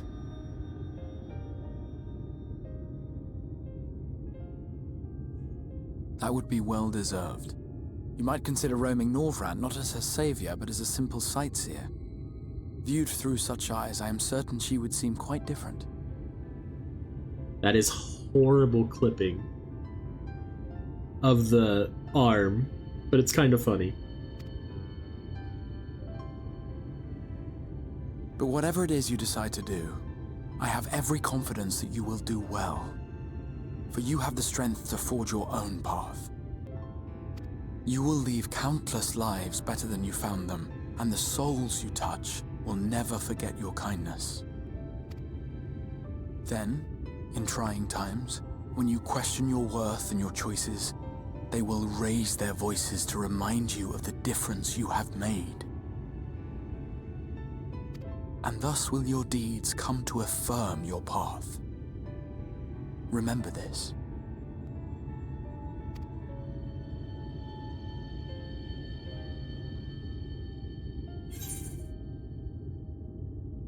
What will you do when this is over, Exarch?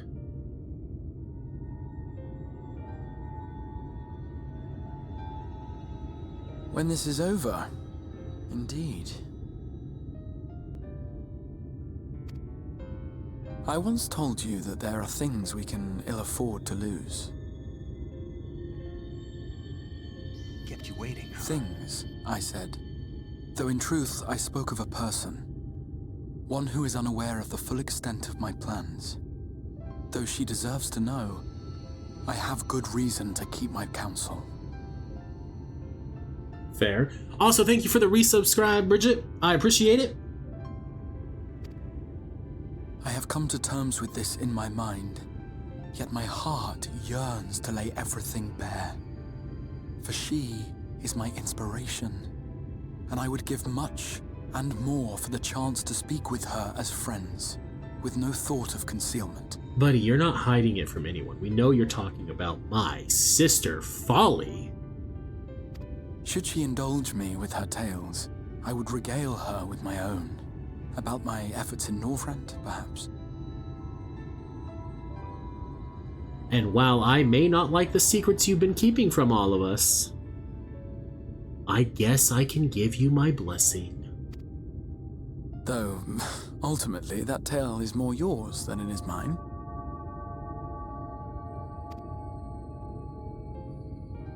Then, I would ask her about her next adventure. And if she should wish me to be a part of it, oh, how happy it would make me. As long as you're Together not pulling we us would anywhere. travel the lands and cross the seas and take to the skies upon the eternal wind.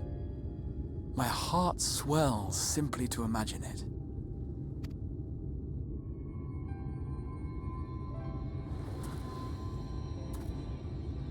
But all of this is contingent upon our victory in the coming battle.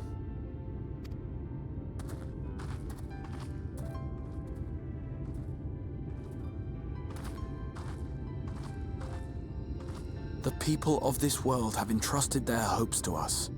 We cannot fail them. Nor those who roused me from my slumber. And who would those people be? Who woke you? Thank you for your company, my friend. Let us return to Amity. Uh-huh. I like how you just skipped over my question. I mean, maybe not. It depends on how long it takes me to actually get to the dungeon. Because I'm assuming you just went on lunch since I just finally heard from you.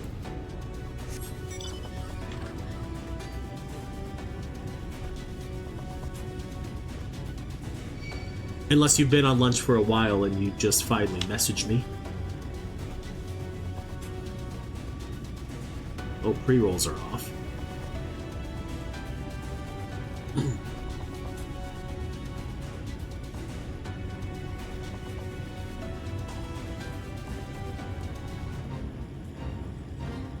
I'm gonna guess based off of that emote then that you probably have been on lunch for a while. And we're just busy doing other things. Worry not, my friend.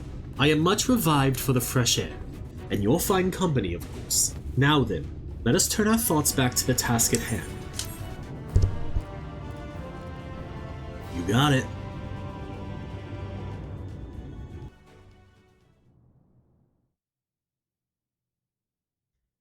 Meanwhile, in the Imperial Palace, in the Source.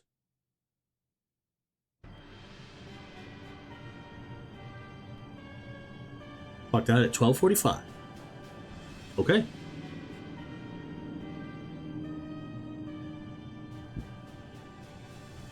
Your Radiance, I have taken the liberty of quashing the vile rumors that your heir is possessed by a devil. With the nation in the grip of war, we may rely on patriotic zeal to prevent them from resurfacing.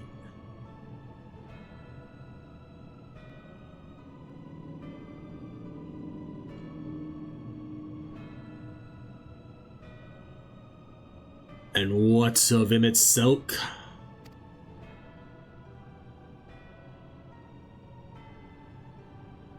He has taken himself to the First to usher that world to its end.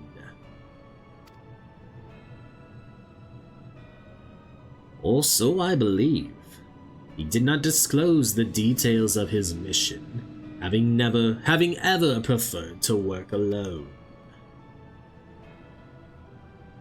Even to those who have known him since the beginning, his actions can prove unpredictable. I am no stranger to his ways.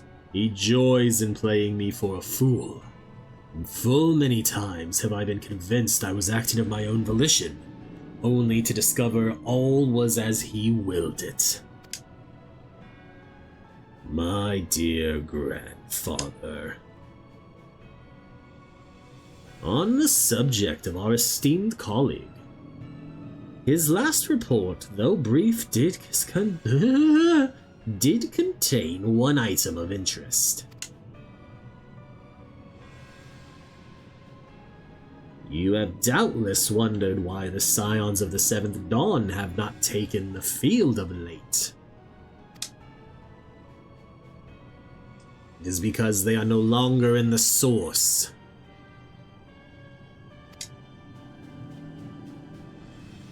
Well, I'm glad you think so, because I feel like I can't do anything close to a Xenos voice.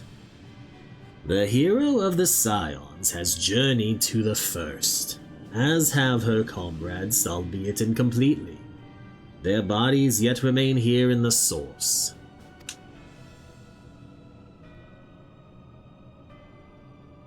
This presents an opportunity. If we can defeat the Alliance prior to the Scions' return, we may eliminate their order at a stroke. And With the Scions gone, none shall remain to thwart our plans. It will be but a matter of striking down the hero upon her homecoming.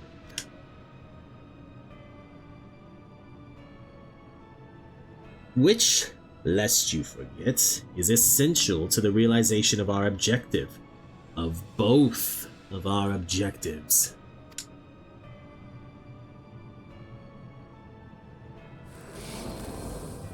A little bit.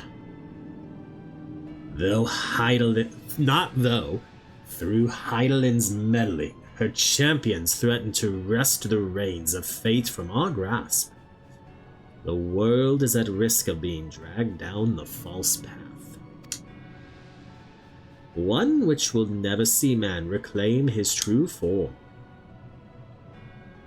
'Tis unthinkable that he should supplant us, incomplete as he is. Such a devolution is abhorrent, and it must be stopped before it is too late.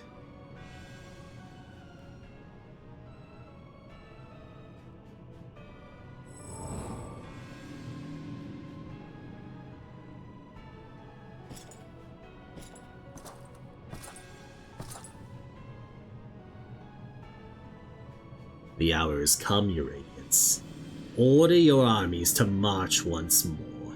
Crush all who stand in your way. This is your heart's desire, is it not? To seize a victory that is yours and yours alone, for the future of Garlemald?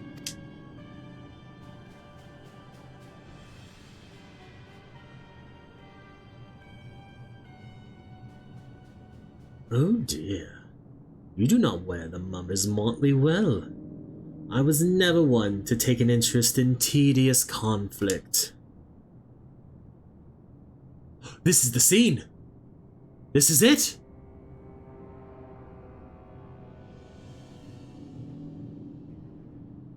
The whereabouts of my one true friend, however, they interest me greatly.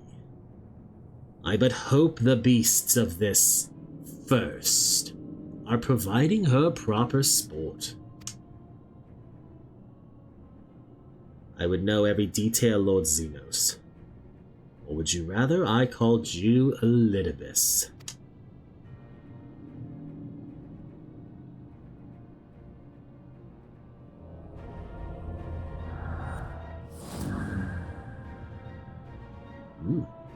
Unexpected. Wait, now he's Elidibus. Now he's not pretending to be Xenos. And I don't remember what Elidibus sounds like. Although I feel like it was a very deep voice. Hold on. Let me think to a trial in Endwalker. Kept you waiting. That's funny. Balance must needs be maintained. Unexpected. Most unexpected. I don't think that's near it at all, but we're gonna go with it! That immortality should be within the reach of one with a borrowed echo. You have outdone yourself, Xenos ye Galbus.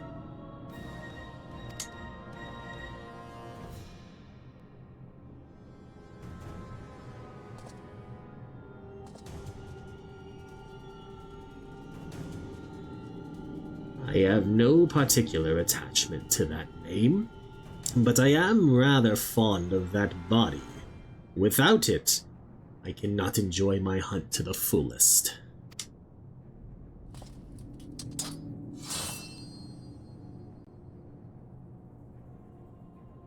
Your secrets or my flesh. I care not what you give me first. The choice is yours.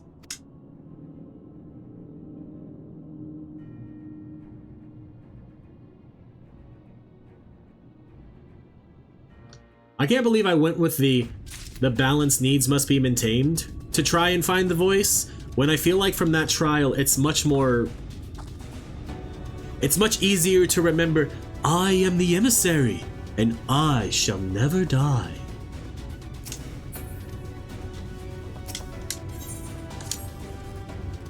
Alright, so, while the two of you were away, I received... God damn it, Bridget. I saw that out of the corner of my eye.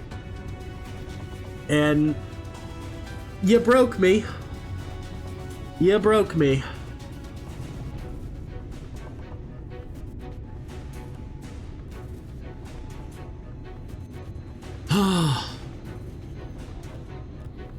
Right, so, while the two of you were away, I received word that everything is in place, meaning we can proceed with awakening the Talus. And now I feel like I actually need to explain because I don't have chat on screen, so when this makes it to YouTube, what she said, because she plays... Her character is Morrigan's sister, Folly. And Folly has a thing for, like, quite a few different characters in the game that she likes to have fun with in what some would call inappropriate ways, but let's be real here, we're all adults. She likes to bang them, or be banged by them. And Xenos is one of those characters. And so right as I'm getting ready to try and read Chai News here, she says, because Xenos wants his body back and he can't enjoy his fight with the Warrior of Light without it. She says, without it, Folly cannot enjoy him to the fullest. And the mental picture I got was so bad. Because, let's be honest here, Xenos is probably pretty hung. And that's immediately where my mind went. And now we're gonna try and bring it back. We're gonna circle back around to right. So while the two of you were away, I received word that everything is in place, meaning we can proceed with awakening the Talus. Once we imbue the magic, it will stir itself and immediately carry out its designated function, namely, taking Mount Gulg in its grasp. Morrighan, we may be certain that Valthree will not look on in idleness as we beat a path to his front door. Once our plans are set in motion, there will be no turning back. So see to your preparations as meticulously as you may, and I will give the order to proceed as soon as you are ready. Well, I'm ready, Exarch, let's go. Give the word, and I will relay the order to awaken the Talus. Engage! Very well, let us begin. Let's watch the cutscene that raises the Talus. I have a feeling it's another voice-acted one, so...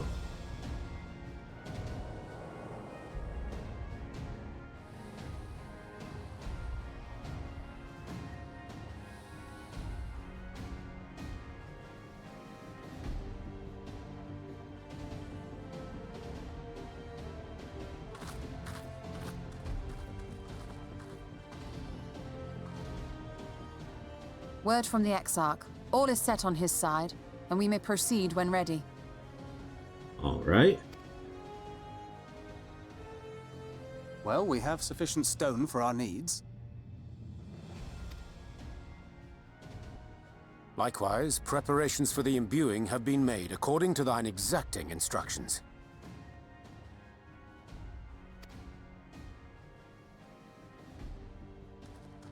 Then you need only say the word. Let us begin. See that everyone is in position. We shall catch Valthree, mountain and all.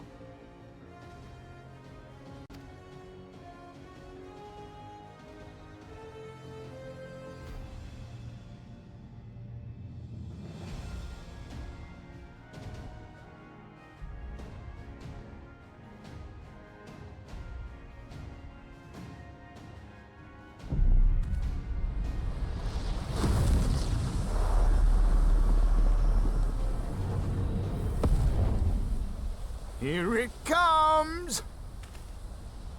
That's what she said?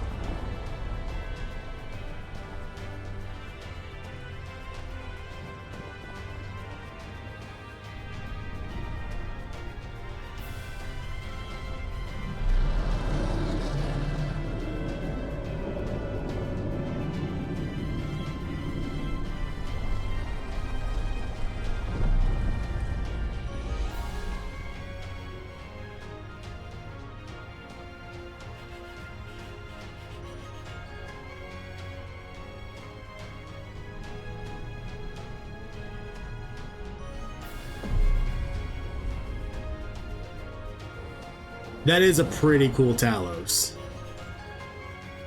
And I loved Ardbert's like look of awe as he saw it. He just decimates the Sin Eaters. Yes! You've not lost your touch, you clever old bugger!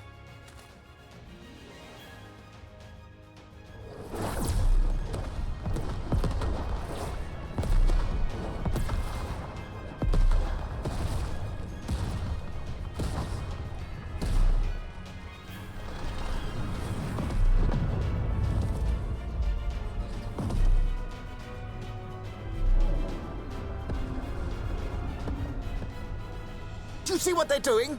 If its hands are damaged, it won't be able to cling to the mountain. Oh, I knew this was a You were terrible just idea. excited and happy. You did good. 4-3 marshals the Eaters to his defense. This was only to be expected.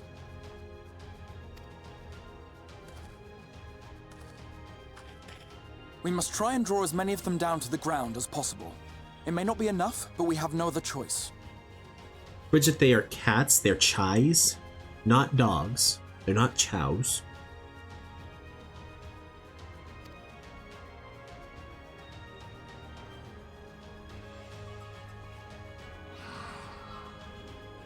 Unless that was an autocorrect.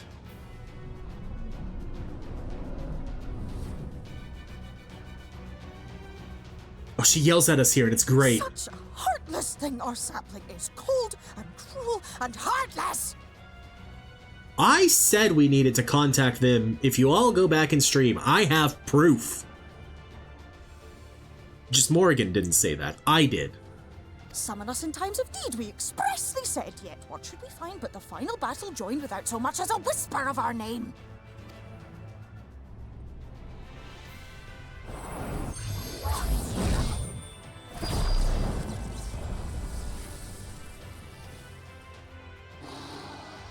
Yes, we may also have said that we Fae folk have no interest in the struggles of men. But if our adorable sapling had come crying to us for help, we would of course have flown to her aid. Of course we would. What are we to do with her?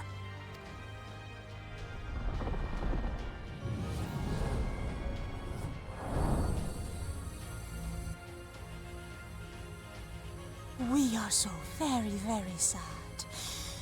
You will play with us. Cheer us up again!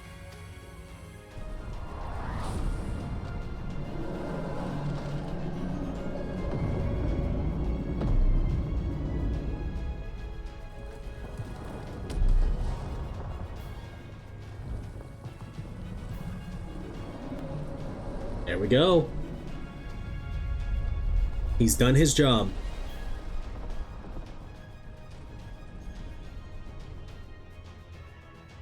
He has created a bridge.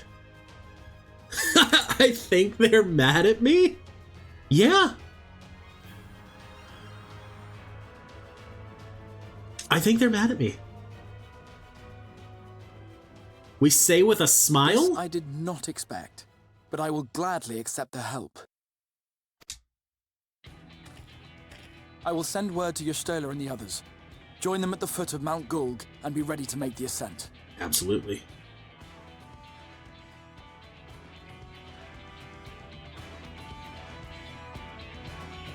No, definitely not a fairy you want to be on the bad side of again.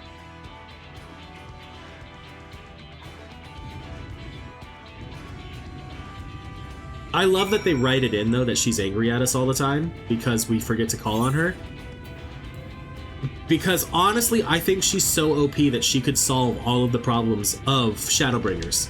And they're like, well, we can't have the Warrior of Light doing that because that kind of breaks our game, so we'll have her show up to help anyway, and she'll be angry. And it's like, alright, we still gotta go through with our plan.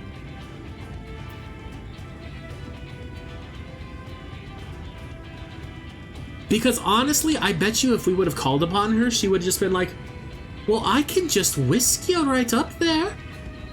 No need to build a talus. Unless, of course, you really want to, but I can just get you there. And then just snap her fingers and boom, we're there.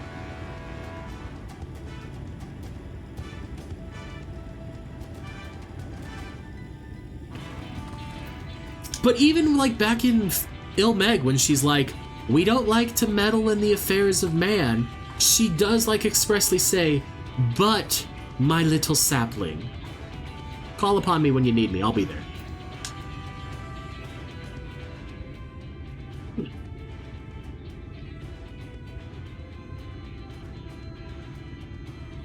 Everyone is here. Good. The Talus has taken a hold of the mountain. As planned, we will use its body as a bridge to reach Volthry's sanctuary. The Sin Eaters will make us work for every Yolm, of course.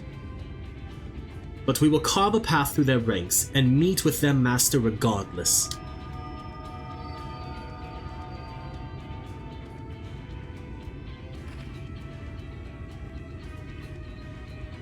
It's all on you. Last one there's a rotten egg, let's all be careful. For the first!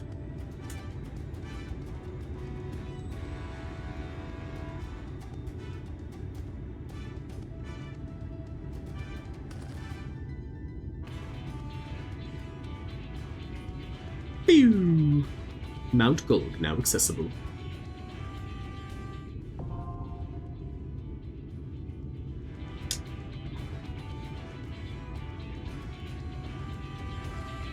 Alright, we'll at least queue up and try to run it with a party of other players. But if that 5-minute mark hits, we will instead run it as a trust.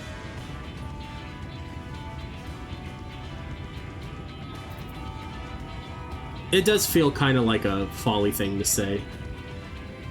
I just didn't feel like any of those options were really that good for Morrighan. Because it's not that she's, like, reluctant to be here, but she's also not, like, cracking jokes about, well, last one there's a rotten egg. But she's also not of the mind of, like, alright, let's just be careful, okay? Like, let's get this done, but let's do it safely. It would have been more of, like, a, let's do this.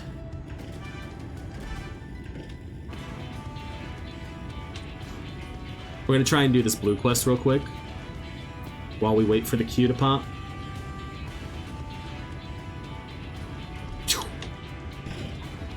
Okay, it's on level with us, so it's probably gonna be at least up the stairs.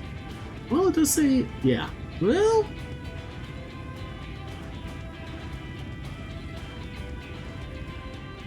I don't see the person down here. Yeah, so it's gonna be up the stairs. And over to the side, unless they're outside the wall, actually. I guess that it, yeah. They're outside the wall. They've gotta be. Can't even get the thing to look outside the wall for me.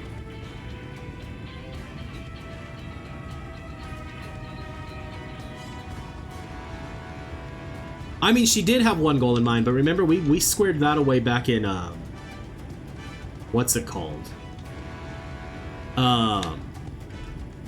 Heavensward.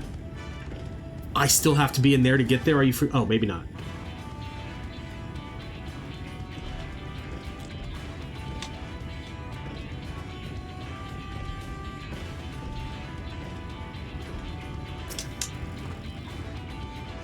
No, please, just let me go.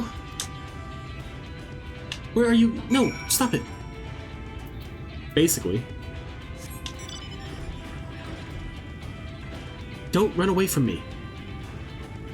I'm supposed to soothe you, but I don't have the option. Like, it's not saying that that's what I'm supposed to do yet. Let me try it here. / soothe? I spelled soothe wrong.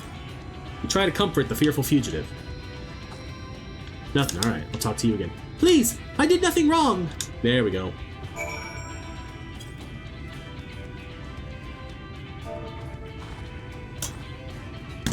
Okay. Why is it not working that time? There we go. I saw you come up the ladder. You're a bounty hunter from Yulmore, aren't you? I'm just a travel hunter. I'm just a travel hunter. I'm just a traveler. Oh, I just thought since... I used to work as a servant to a husband and wife in Yulmore. The Lord would make all manner of suggestive comments, but I did my best to ignore or rebuff his advances. And then one day the lady accused me of tempting her husband. She pulled me aside and had me beaten near to death. That's why I ran from you. I was so certain she'd sent someone to drag me back. Forgive me. I didn't mean to cause you or Azumi any trouble. I'll head straight back and let her know I'm alright. Alright. Well, all we need is a healer to hit this queue with us. I have 2 DPS that have queued.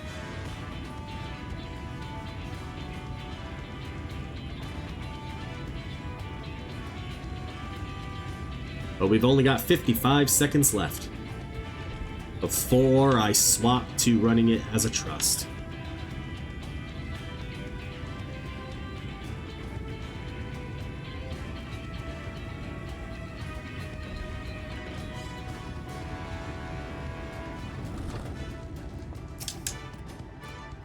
Ah, you're back. Thank you for going out of your way to find my friend. It's a small step, but I'm glad she was able to talk to you. Here, a little something from the both of us to reward your kindness. Listen, I will gladly take the ether current. Alright. 13 seconds.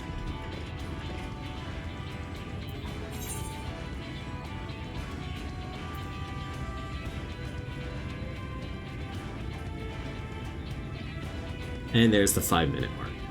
Alright. We have Alphino healing for us, and we're taking Alice, and can I swap any of them? I can.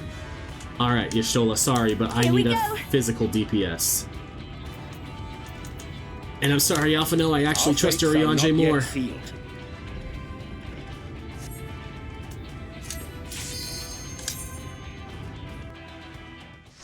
I don't want to trust Urianger more, and used to I didn't, but in recent dungeons that I've ran, he's been the one that has healed me better than Alfie.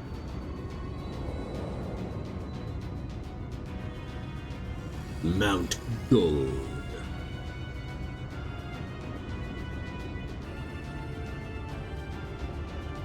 Alright.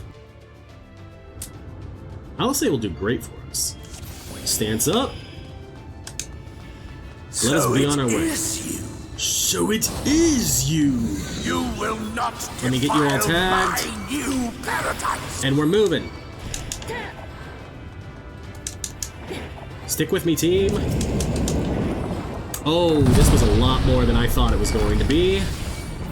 Invuln. Let me come back to where my party is.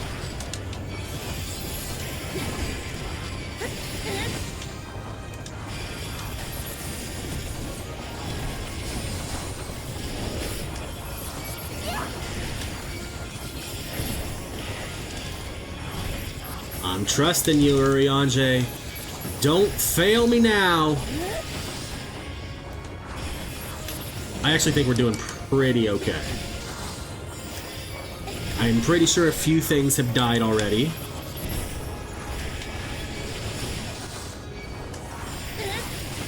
The big guy is dead, so that's a good sign.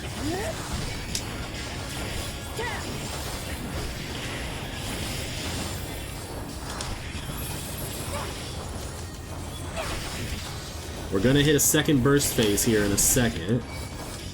Well, specifically 3 seconds at this point.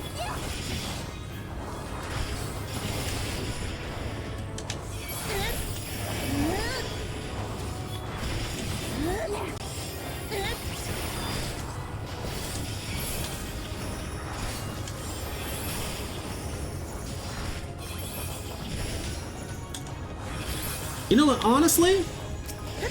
I feel like that pull went very well.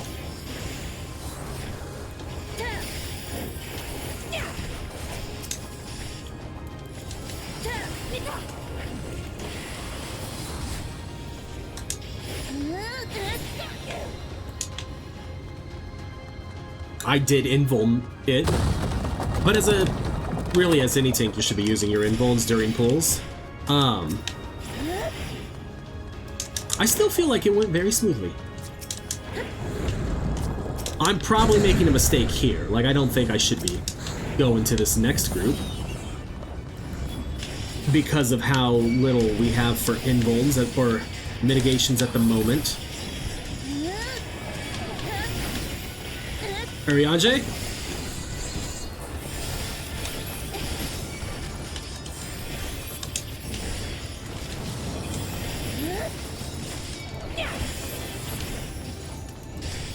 We're not going to stack invul or mitigations. We're going to wait for at least another 8 seconds. We're fine. Urianger's stabilized us. We're good. We're golden.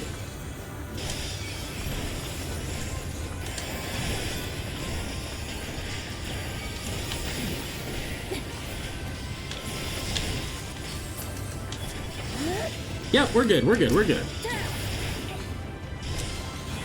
Nothing to worry about.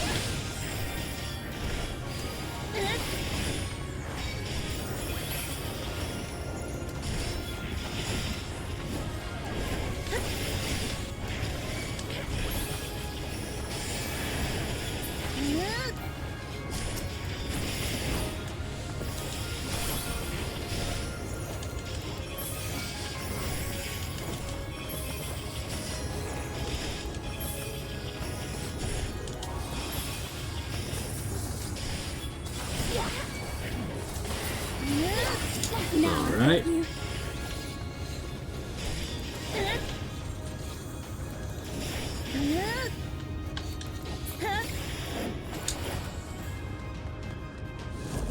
Oh, of course, there's 3 more.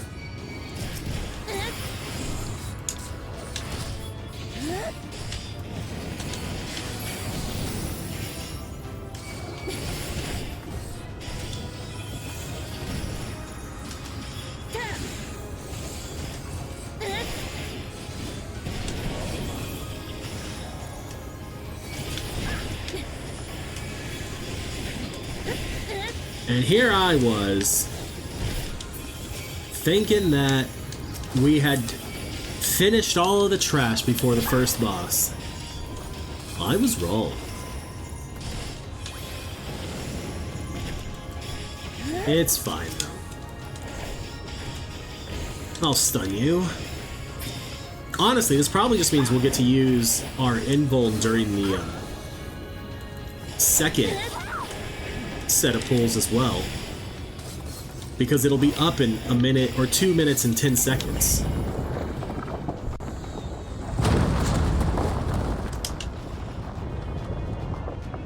Now, do I think I could have done those pulls as Gunbreaker? Maybe. With a actual person healing me? Absolutely. I could have done the big, massive pull you can do at the start. But with just AI, I wasn't going to risk it.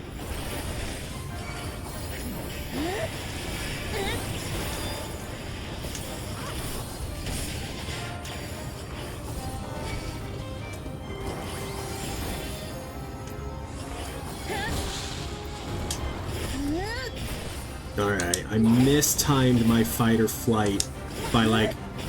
I used it a half a second too early. I want to be on an edge.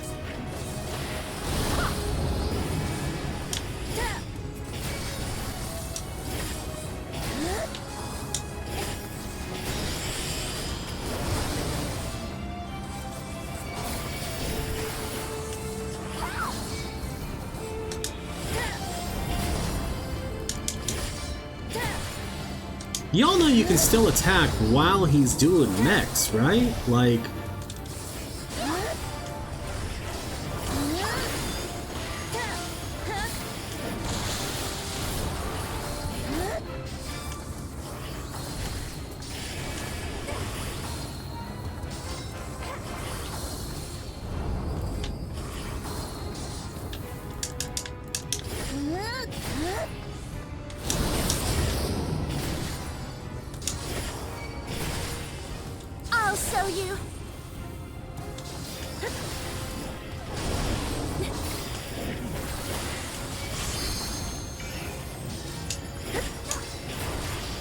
I shall protect thee. I would hope so, Urianger. Because my health was a little worrisome there. On guard. Let's give them a go.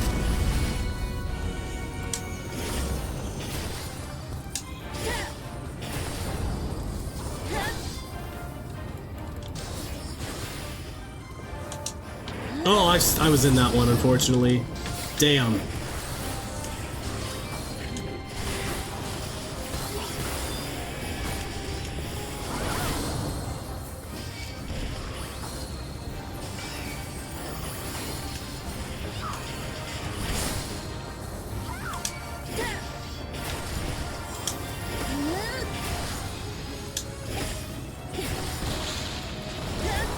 Alright, well we do have our invuln back for this first pool of the next set. Let it be something offending. Gauntlets of Maiming. Come on, team. We're going big.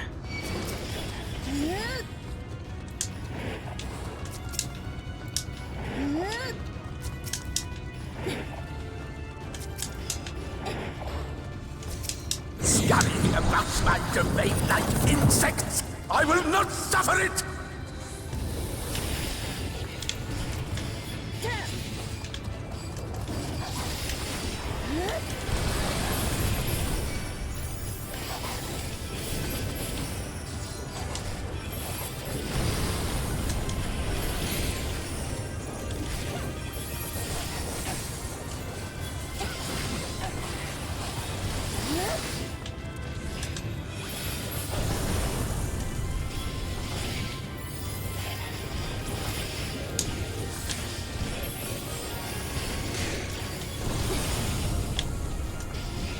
Now you all are remembering to avoid AoEs, right? I'm going to assume that is a yes.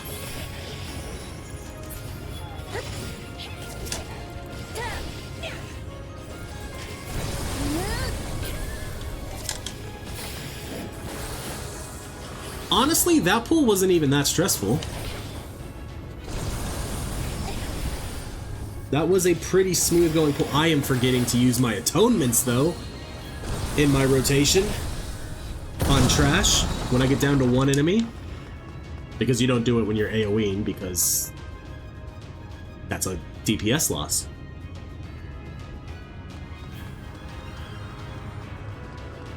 Let it be something offending just so I can get a smidge stronger. Nope. Bracelet of Aiming. Okay.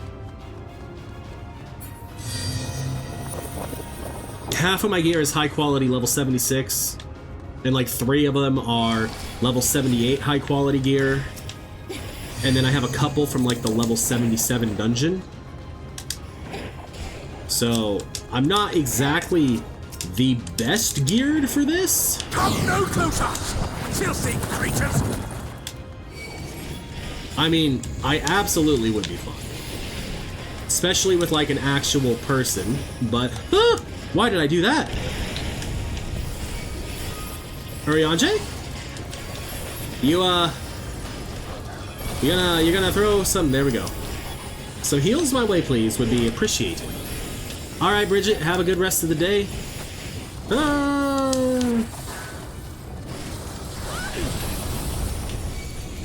I will let the Exarch know.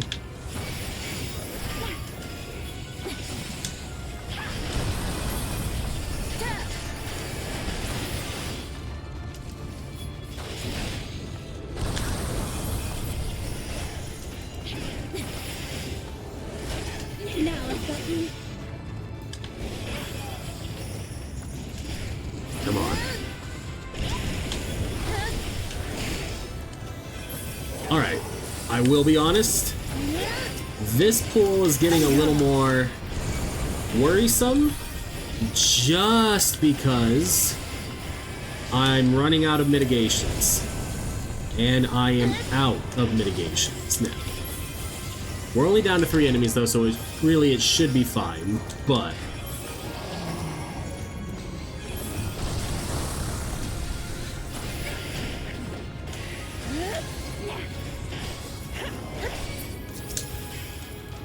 there we go.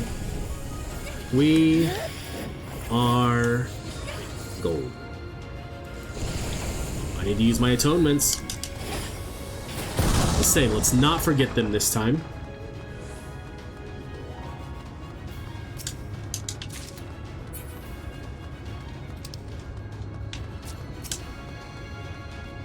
Okay.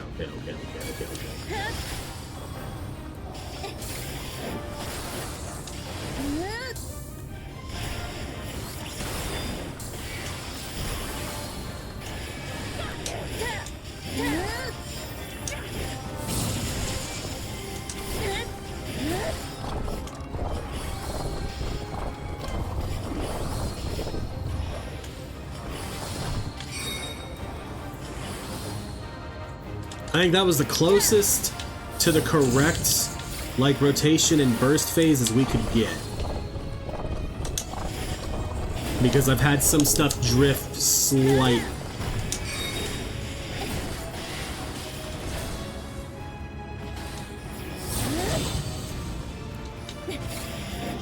You underestimate me.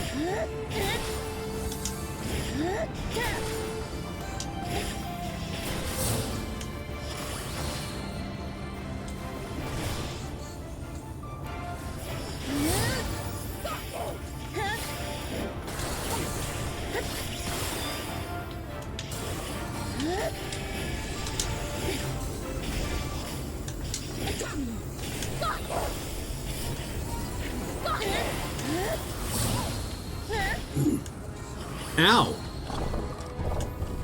I think I probably should have mitigated that.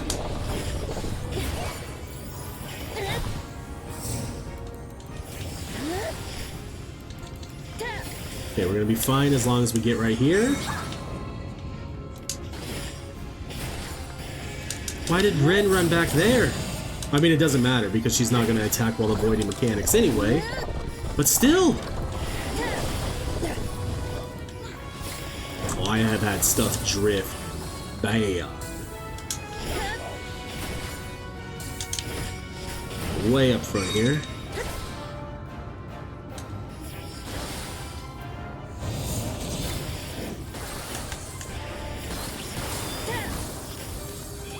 That was the wrong one to use.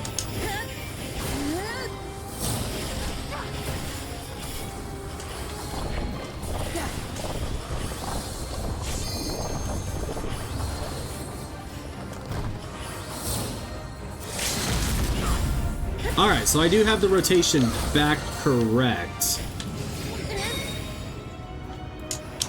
But it's just super scuffed.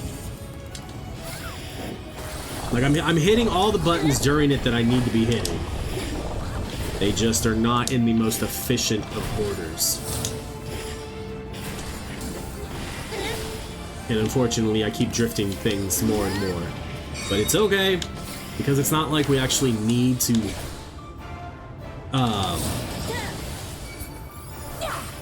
optimize that badly in normal content. It's just more of a, it's a new thing, righteousness, and righteousness will prevail. and righteousness will prevail. No, it's just more of a I want to do better thing. Can't you do anything by yourself? Because it's fun to like try and get good. Nope, more stuff with aiming. That's fun.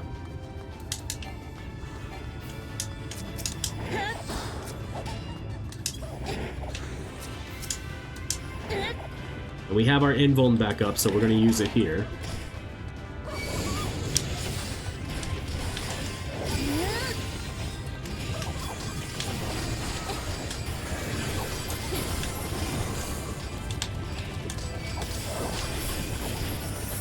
Oh, it's gone. Urianger, there we go, buddy. Hell yeah. I was worried. I would be lying if I said I wasn't a little afraid during that pull.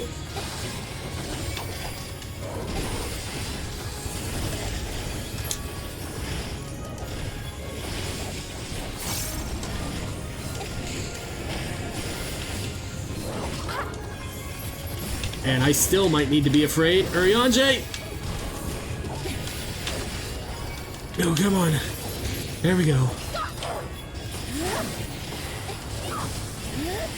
I am out of mitigations though.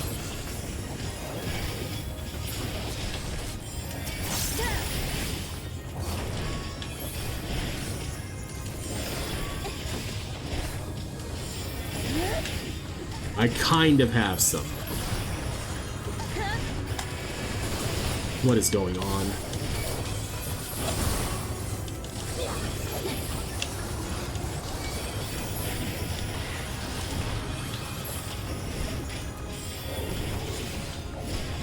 Ooh. Okay. That was spicy.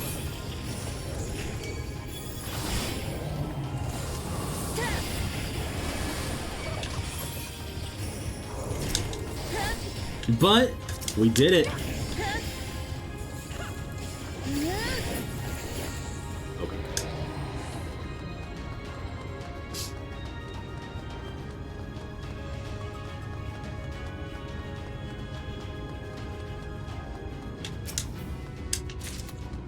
Laws of the Forgiven. We really have not gotten a single thing that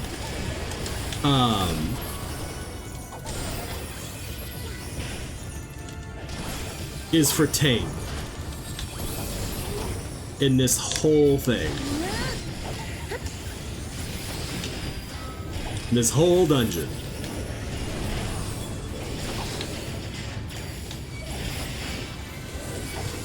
Urianger? There we go. Together we shall overcome this. I have put him to the test this dungeon, and he has done exceedingly well. Despite all of my buddy, you're gonna help me? He has honestly. I don't think Alfie could have healed this for me. I think Alphino would have been having heart attacks. Now granted, it has been a 20-minute dungeon run, but honestly, for a trust, this is pretty average, so I'm not going to be that upset by it.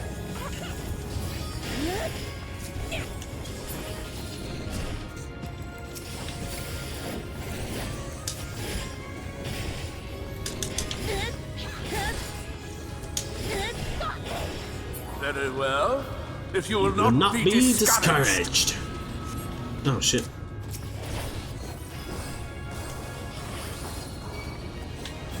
The one over here. Once again, yep, you guys aren't going to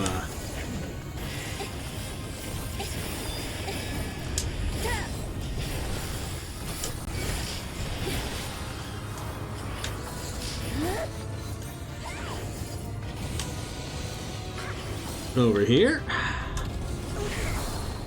Alice ate that mechanic.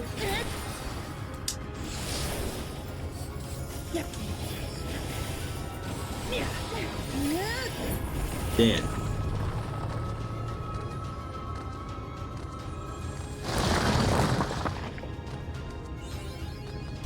Mapping the realm. Mount Gulg.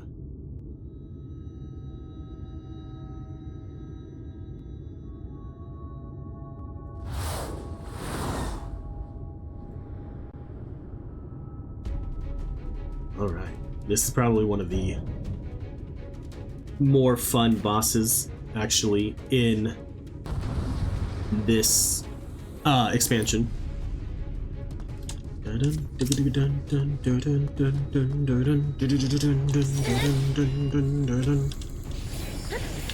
do this right.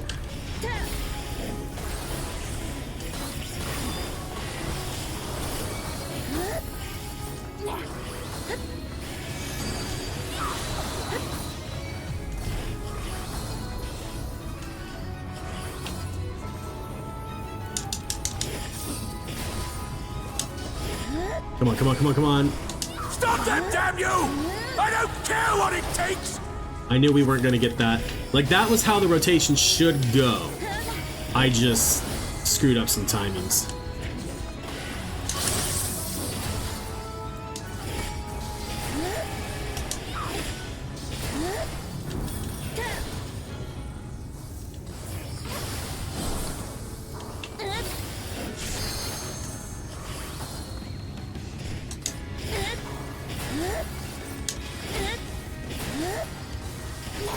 drop 1 atonement from your rotation to bring everything back around.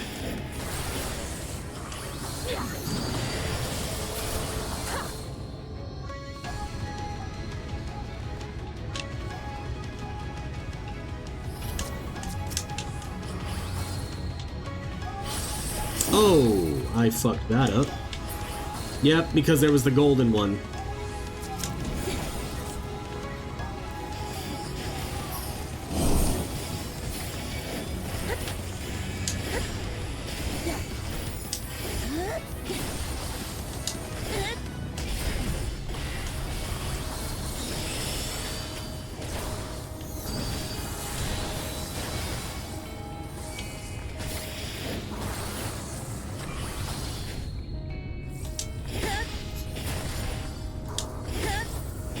I think I'll actually be able to do all of them this time. No, I should have cut that last one off too. Okay. What order are you going off in? Okay.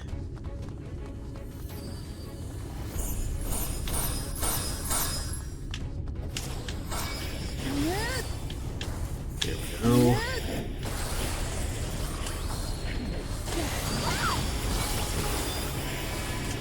You underestimate me. Do I? Or does she?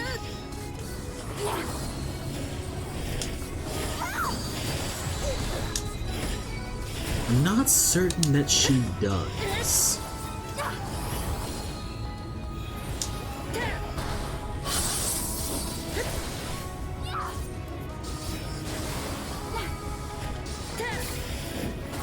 Okay. 1, 2, 3. It's the next one that we cut off our last atonement. Or it doesn't really matter which, there's one set of atonements that we cut off early. Okay, where's the glowing one?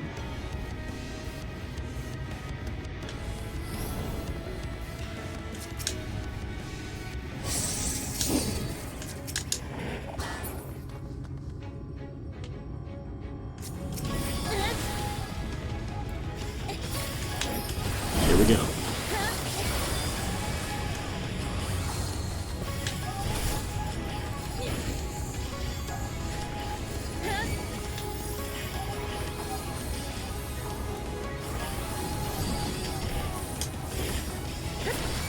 That attack hurts. I should be mitigating that, and I'm just forgetting to.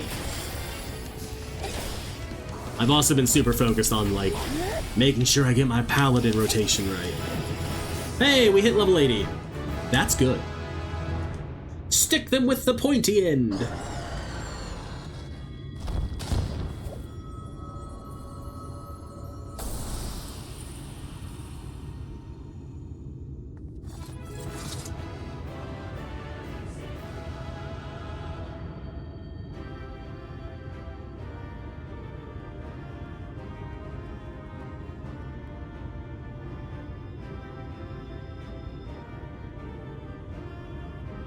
Okay.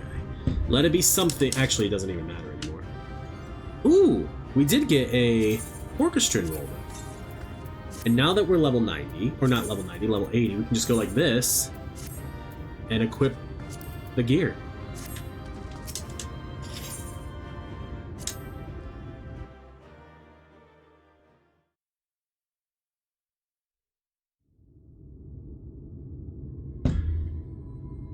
I think this one has voice acting, so let me go like this. The end is near, my friends. We have found Vauthra's hiding place. Hell yeah. Unrepentant villains! Will you not be satisfied until you have brought disaster down upon your heads? By your wickedness, you stand to gain naught but ceaseless conflict.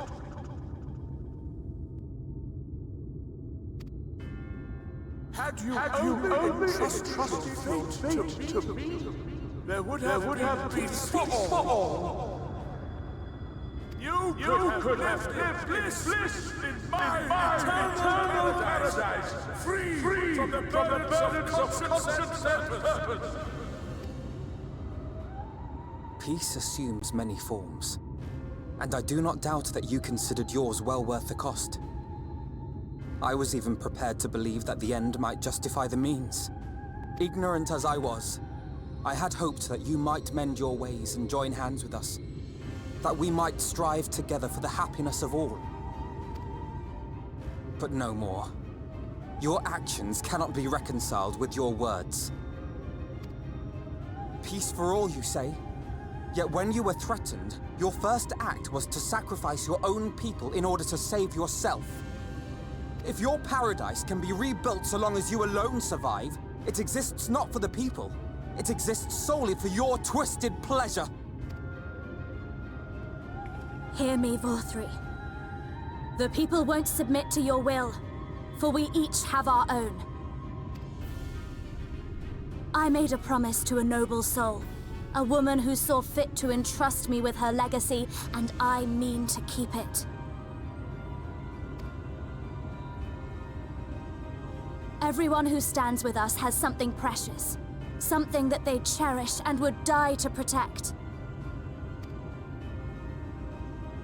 They know their own hearts. They know what they want for this world. Come on, click. Click. There we go. And by lending their strength to our cause, they have spoken. No matter how hard you may try to bend the world to your will, we will never yield! Silence! Not another word! You presume to lecture me. Insolent worms. You will learn your place. With my true powers awakened, I will expunge you like the filth you are.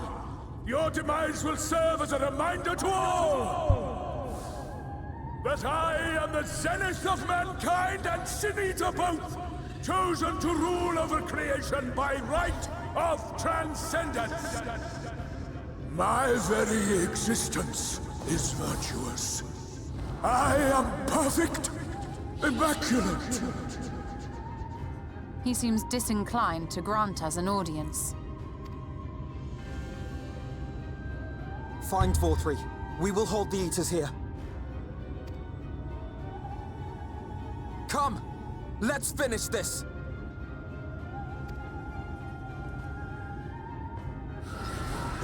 Hey.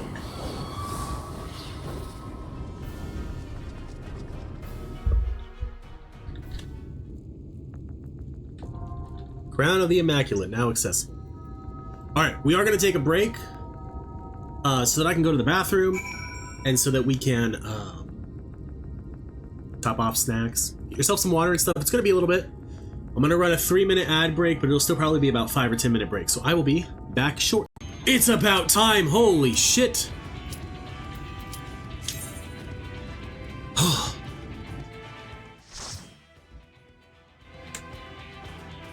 We'll get to continue after all. Are you so determined to die? One last chance, villains! Bow down and acknowledge your king! Your god! No!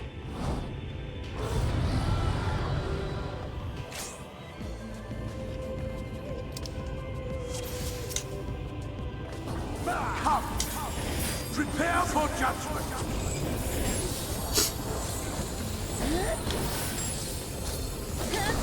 This will be a mercy!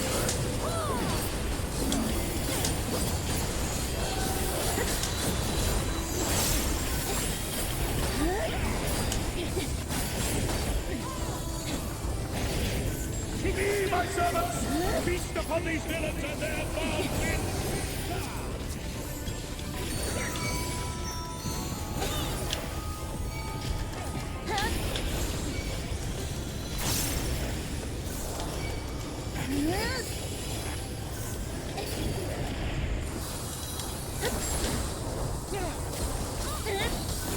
There we go. We picked up the ads. We did that all correct.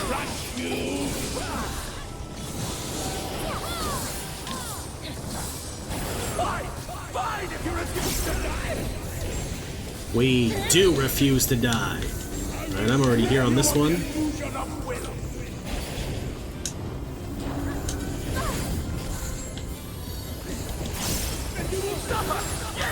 That will be your punishment!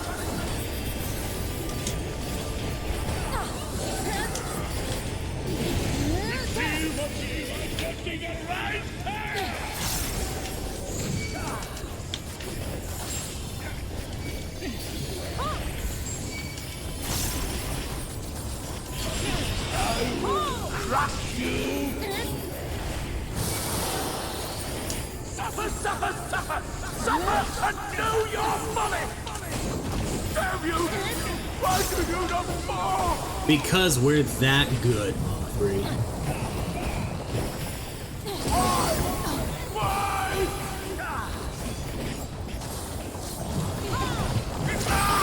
It burns! It burns! What? What is this? There we go.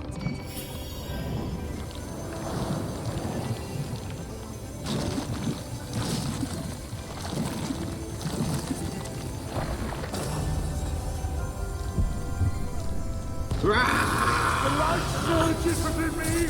Oh, such bliss! I see now. This is the passion of my ascension.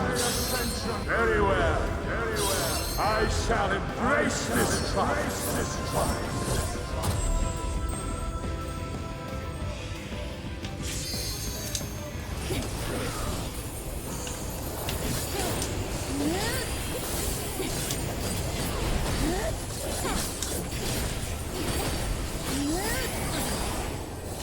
Feel my breath!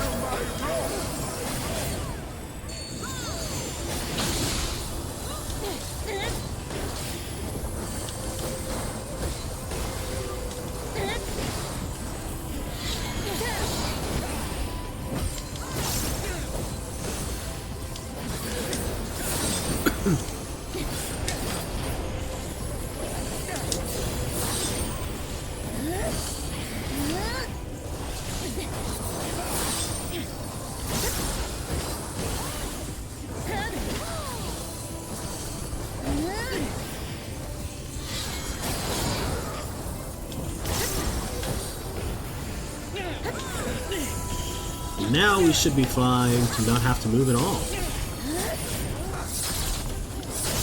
Oof.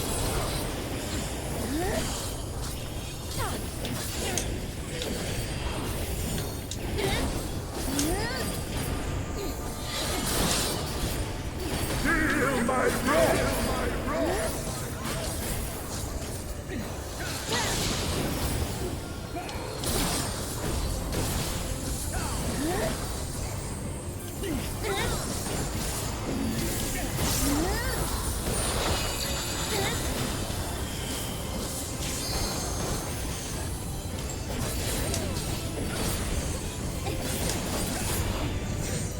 Your reckoning comes!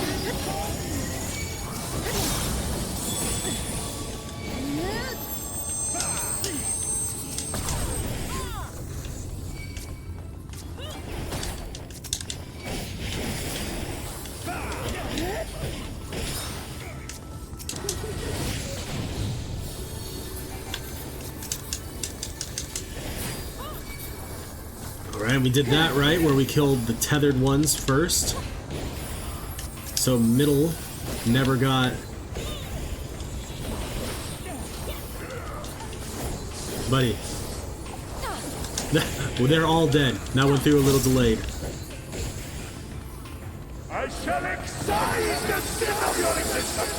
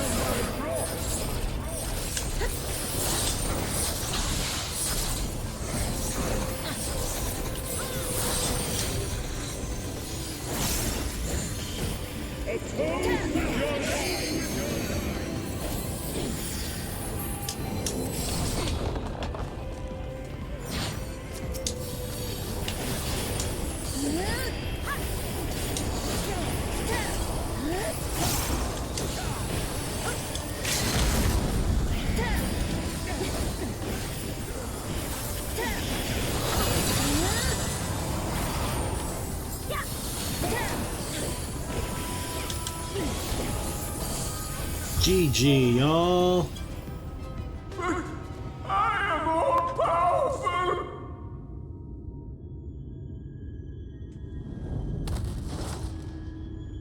Oh, I forgot to make the "oh no, he's hot" joke.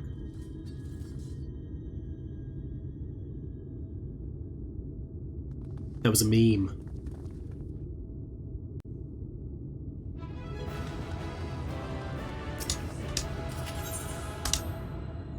Hey, I got 2 player commendations. Alright. Is that Valthry? Not anymore. I see. It's finally over then. Now night will return to all of Norvrond, bringing salvation to both of our 2 worlds. Upon speaking with Ren, several cutscenes will play in sequence. Is recommended. Yeah, we have the time now. We're doing it. I'm aware.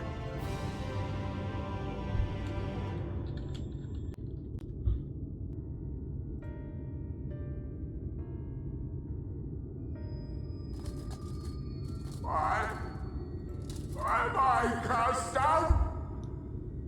But it is you who are the villains. Father told me that I am hope. I am righteousness. That I am a god. That is why I was born, as man and sin eater both. I kept the people safe. They respected me. Worshipped me. How can this be? I should be the one looking down at you.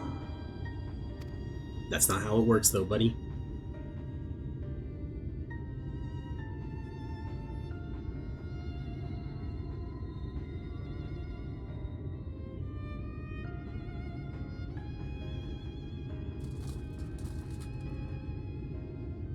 Help me. Damn you. I am your god. Nope. Goodbye, Valthry.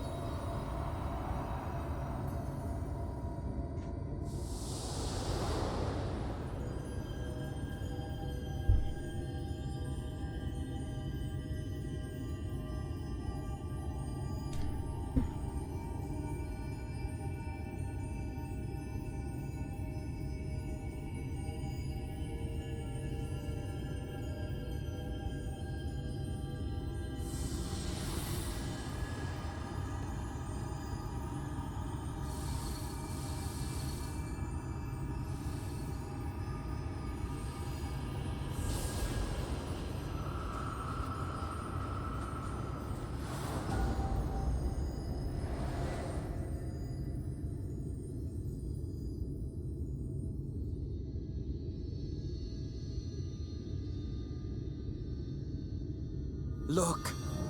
The sky!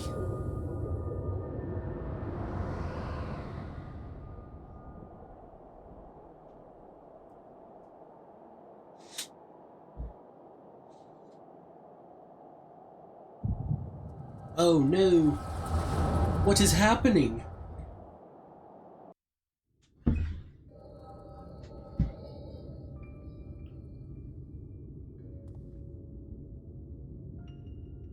Fools! Were it not for my decisive action, the whole city would have been overrun, razed to the ground. This is the former mayor. Yet they dare to complain about casualties? Spare me. I'll wager they were put up to it by those wretches who seek to usurp me. They're stirring up the citizenry. But if they think I will yield to the likes of them, they are gravely mistaken. To be subjected to such deplorable treatment, such ingratitude. You have my sympathies, sir. You do so much good for this city, and you could do so much more were you not surrounded by fools.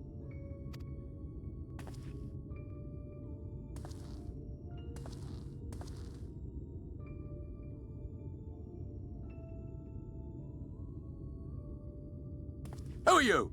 You're not supposed to be in here. My apologies for the intrusion, but I come bearing a proposal, one that will ensure the longevity of your reign.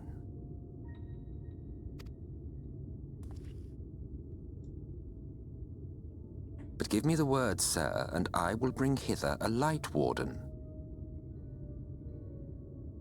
By giving its power to the babe within your lady wife's womb, we shall create a transcendent being, a king to rule over all. And as sire to the king, your authority will never again be in question.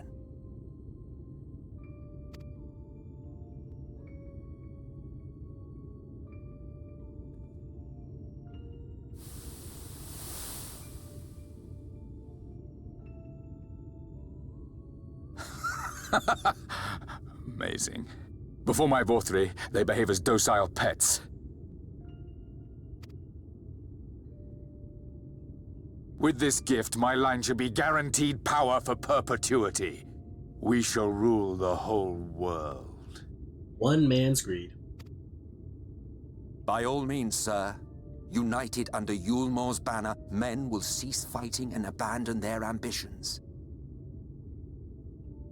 Thus, they will grow fat and complacent, and in their sloth, seal your supremacy.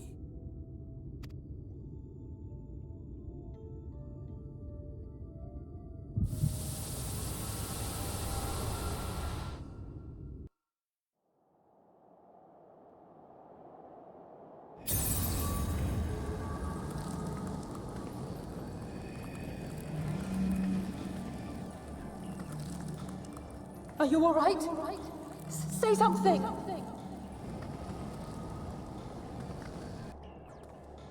We're in trouble. 12 for Fend. She cannot contain the light. She's beginning to turn. Urianger, if you've aught up your sleeve, now is the time.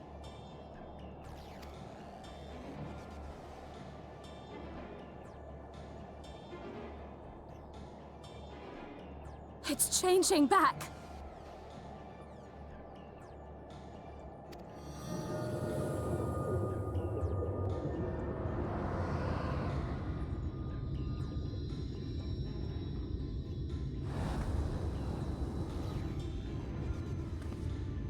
The combined power of every Lightwarden is too terrible a burden for any one soul to bear.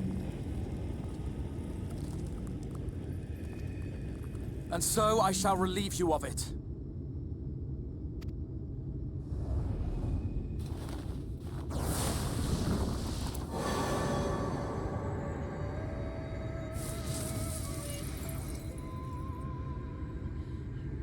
Exarch!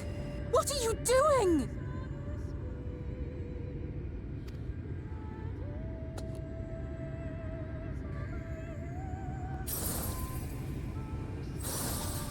I will channel this profusion of power to the Crystal Tower and use it to travel to other worlds. As I have dreamed of doing ever since I first learned of their existence. Who would choose to remain here, in this dying realm, when they might go elsewhere and begin anew? Not I. And thus did I use you. No, I don't believe you. It doesn't make sense. Damn you! We won't let you do with her as you please. Do not interfere!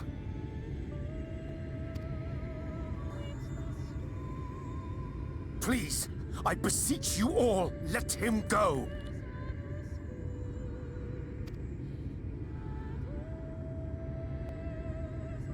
But why, Urianger?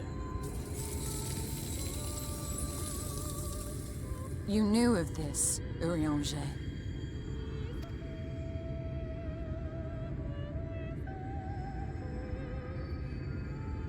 Tis all a fiction. Such vaguely defined acts of teleportation stand no chance of success. The Exarch will never live to see another world, as he knows only too well.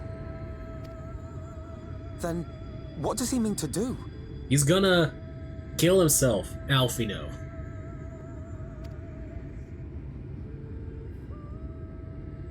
He means to take the light with him into the rift, where he will die. From the beginning, he intended to sacrifice himself to save our friend and Norvrent.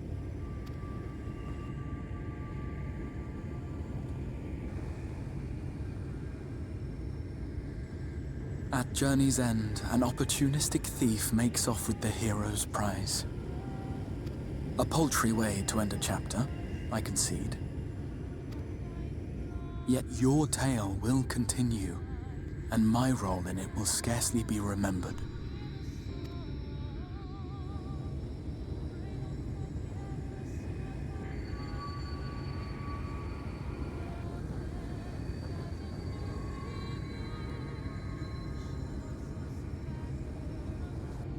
Worry not. Whatever should become of me, I will be happy and free, safe in the knowledge that I have played my part.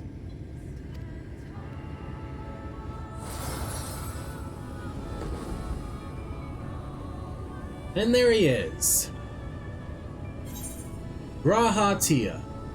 What am I gonna do? I'm gonna remain silent. I had this spoiled for me before I even played it as Aerolith.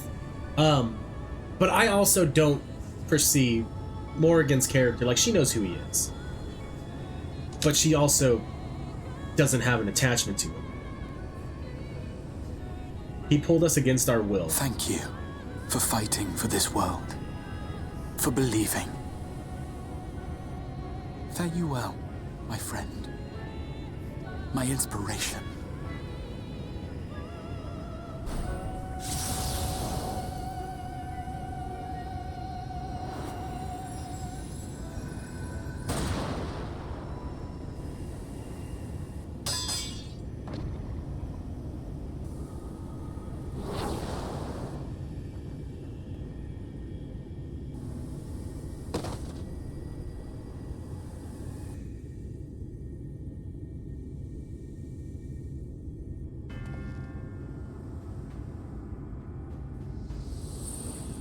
Only those who possess the royal eye of the Allagan Imperial line are capable of controlling the Crystal Tower. Such individuals do not exist in the First. Therefore, in all likelihood, the Exarch arrived here with the tower. This much I had surmised, yet I could not discern his grand scheme. To think that he went through all this trouble for the sake of a single hero. It's almost admirable in its absurdity. Alas, it is not your grand scheme that will succeed, but ours. You bastard! Stay put. Your friend is still alive, but whether he remains so depends on you.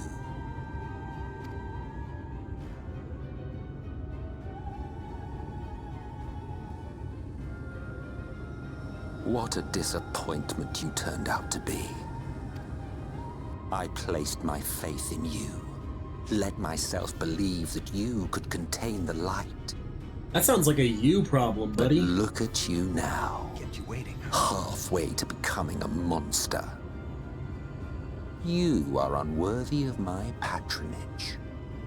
Thank you for the resub, Matt. I appreciate it. I had to sit through an hour queue to get to this as a tank. But yeah, 17 months. That's insane, huh? What will you say? It was you who created Vothri, wasn't it? I am an Ascian. My heart's sole desire is to usher in the Great Rejoining. 100 years ago, I entrusted my comrade Logriff with the task of increasing light's sway over this world. This we sought to do by manipulating heroes. When that failed to achieve the desired result, I created Vothri. But thanks to your meddling, that too has ended in failure. What was your true purpose in approaching us? By your 12, boy, have I not told you before that everything I said was the truth? You were specimens by which I might gauge man's potential as it stands. I genuinely had an interest in you, genuinely considered taking you on as allies. Alright, so I ain't gonna lie here. Hell yeah, Matt. I'm glad you got your tooth fixed. Urianger's kinda jacked. Look at this. He's a beast. Provided she could contain and control the light. Well, I have proven that I can't, Emmett. If not, then she, and by extension you, would be of no use to me. 'Twas as simple as that.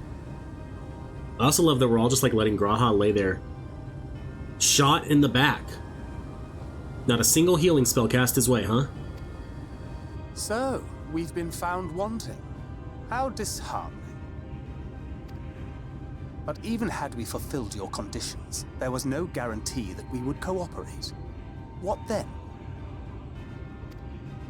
Then I simply kill you all. At the very least, it would restore the world to the way it was before you went about trouncing Lightwardens willy-nilly. Suffice it to say, it would be most inconvenient to have all that light taken away, and I would be lying if I were to claim his actions didn't have me worried.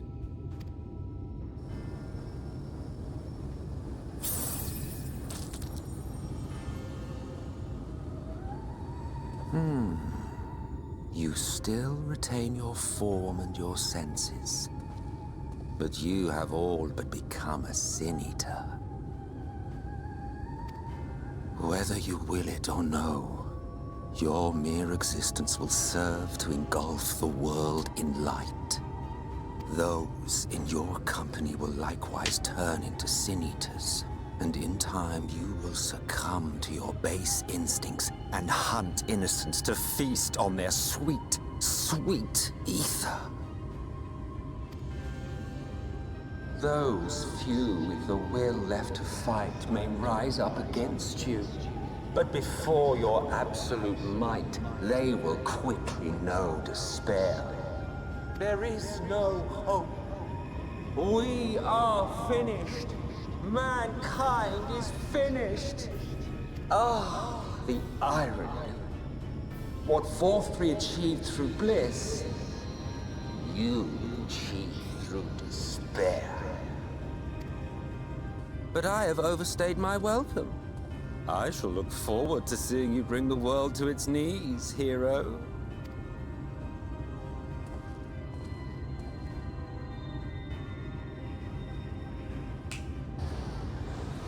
You have stolen him. I have naught to show for all the time and effort I invested in you. He is a small token for my troubles.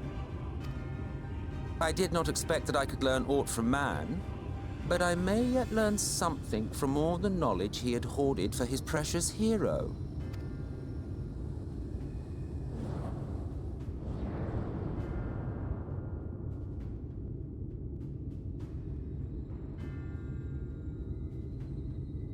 I pity you, I do. Your friends are now your foes. If you do not kill them, they will kill you. When it all becomes too much to bear, seek me out at my abode in the dark depths of the Tempest.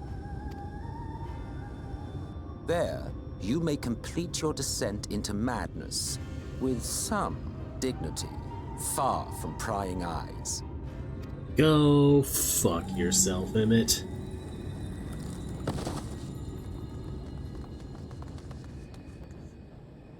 Till then, I bid you farewell, Eater.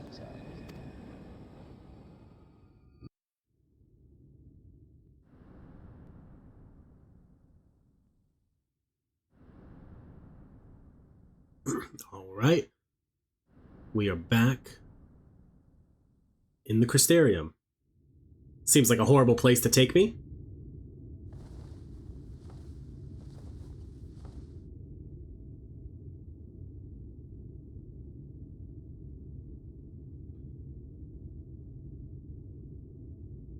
Ah, finally. Did you never think to clean your axe this entire time, buddy? You've been wandering as a spirit for 100 years.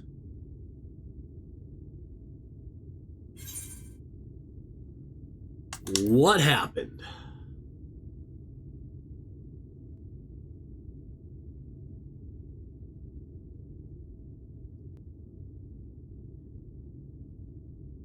After you collapsed, Emmett's self vanished.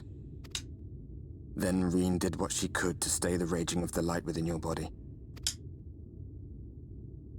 Thanks to her, you're still you, but she's only delayed the inevitable. Okay, but how long can she delay the inevitable?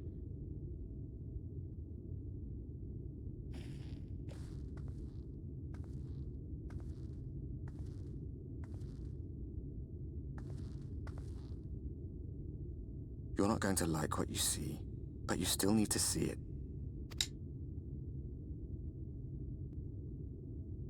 Oh, you mean how lights returned everywhere?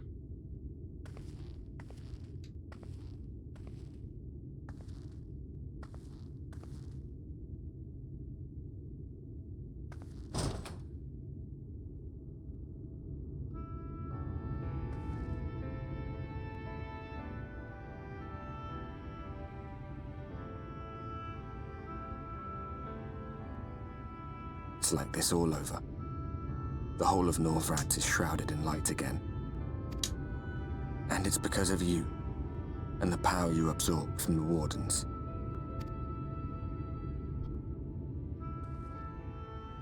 No one knows but your friends.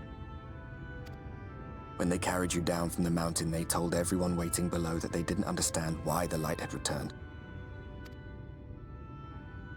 And now they're out there trying to allay the people's fears, while searching for a way to save you. How long have I been out?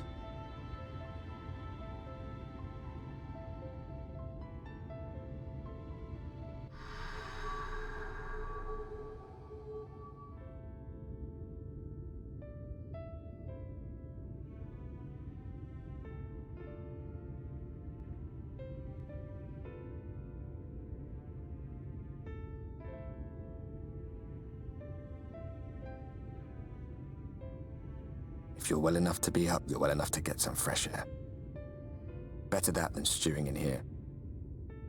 Go on. Go.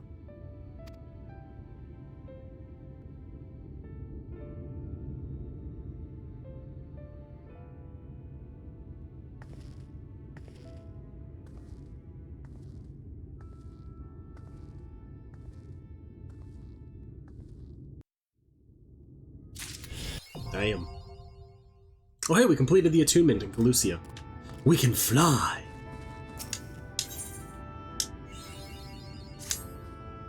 Oh miss, you're awake. You were injured during the foray on Mount Golg, yes? I was here at my station as always when they carried you in on a makeshift stretcher, looking disturbingly bereft of vigor. And to compound my worry, the sky has... well, I'm sure you've seen. Has everyone rather concerned, to say the least? Seeing you up and about is the first good news we've had in a while. Assuming you feel strong enough, would you mayhap consider a stroll around the city to reassure our anxious citizens? Bragai was one of those who helped convey you to your chambers, and he has visited several times since to inquire after your condition. Alright, let's go speak with Bragai then, out here at the place. The thing. Sadness. It's the markets. I was struggling to remember the word market, so I was stalling. I was vamping, as some might call it. Well, well, look who's back from the dead. Aye, 'twas a grim sight. Your companions looked fair ready to drop when they brought you in, so I offered a helping hand. Couldn't bear to see them struggle so. And you, my friend, I feared you had one foot in the grave. Cold and lifeless you were, like a corpse that was somehow still breathing. Then they told me some evil bastard went and snatched our poor Exarch away. In the midst of the chaos, wicked white, what is this world coming to? Ah, but mourning never solved a thing, did it? Nay, it's times like these that we Crystarium folk stand tall and do what needs to be done. Trade with Yulmore is back on the table. We'd best make use of those resources to fortify the city against the Eaters, or whatever misery the fates deem fit to throw at us next. Speaking of misery, Chestermere was worried sick about you. A healer wringing her hands is not a sight you ever wish to see, let me tell you. Okay, well let's go see her then. Then we're probably going to have to go talk to the person in the Cabinet of Curiosity. And the last one will probably be the Crystalline Mean.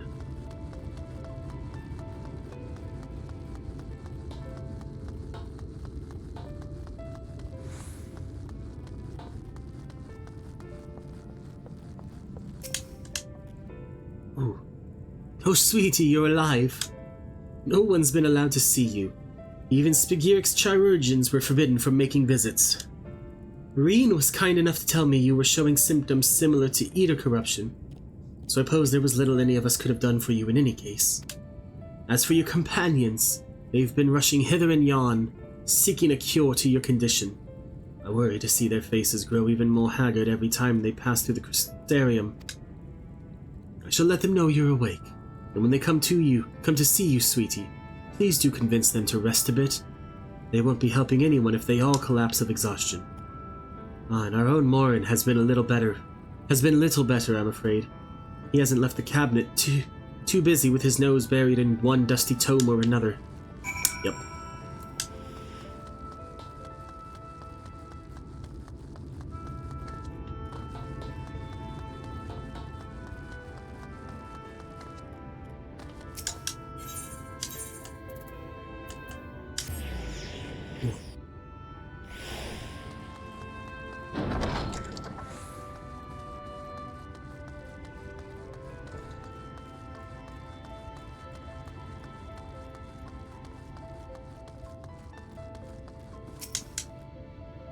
Found it. This says the same thing as the last. Mayhap I should approach the problem from a different perspective. The double take! Morrighan! Is it truly you and not some figment of my imagination? Oh, but this is wonderful. 'Twould seem our prayers have been answered. Feeling otherwise helpless, I've been scouring our shelves for the wisdom to explain this most worrisome conundrum. Why, with all the Lightwardens defeated, has the light returned to obscure the sky?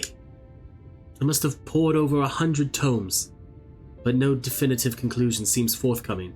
So many questions I would pose to the Exarch. Thus do I feel his absence all the more keenly.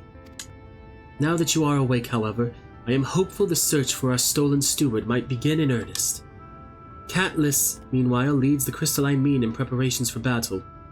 Though against what foe we are as yet uncertain, why not pay her a visit? I expect seeing you upright would be such a much welcome relief. Yep. I had a feeling.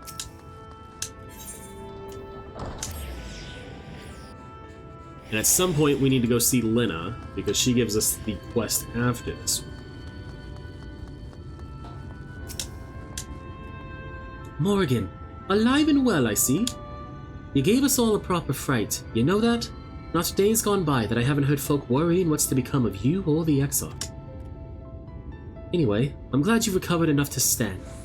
You're not planning on striking out straight away, though, are you? I was hoping to have a better look at your equipment. If we'd been able to provide you with better weapons or sturdier helms, then maybe you would have won the day and the Exarch would still be here. As such, we're keeping busy consulting each other on new forging techniques and designs and the like. If you could stand still a moment, I'd like to assess the gear we're trying to improve. Okay.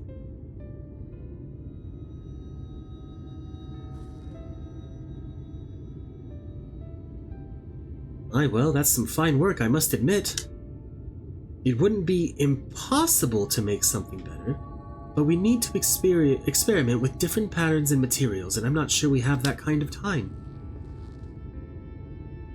That sounds like a challenge that he would enjoy.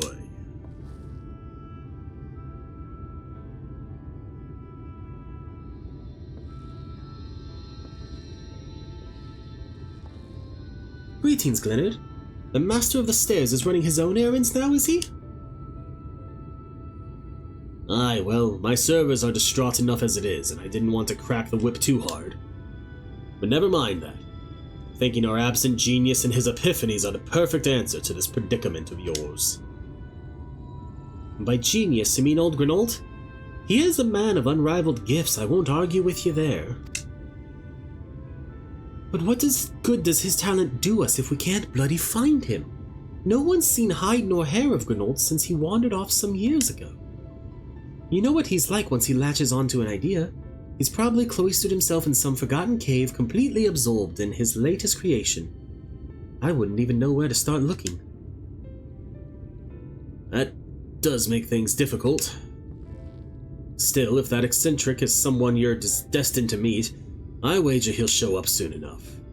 In my time at the bar, many is the tale I've heard told of strangely fated encounters, even if a few of them might be stretching the truth just a bit. We'll keep our noses to the grindstone for the time being, but on the off chance you do encounter Grenold, you'd be wise to take advantage of his brilliance rather than wait on our slow and steady progress. This is all talk for when you've fully recovered, of course. I'll let you get back to convalescing, eh? Before you do that, you're actually the reason I came over here in the first place. I don't suggest partaking of my stock until you're properly well, but if you're passing near the stairs, then I have a regular who's eager to see you. Okay. Who would it be? I'd best be getting back. Just because the world's coming apart at the seams doesn't mean we have to follow suit now, does it? Hear, hear. We can't forget the heart upon which this city was founded, or the Exarch might not have much of a home to return to.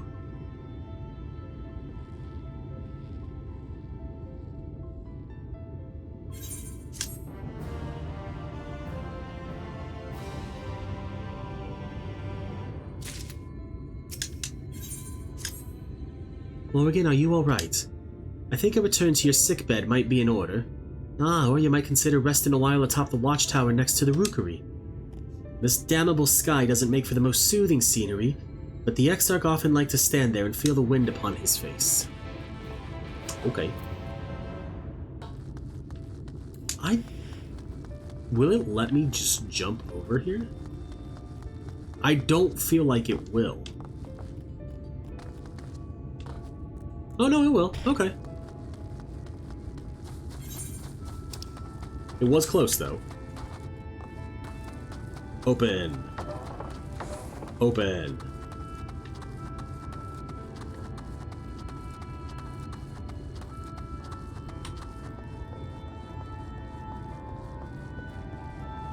I want to at least make it to the next area and attune to that etherite. And then that'll leave us roughly 4 to 7 quests left in the thing for tomorrow.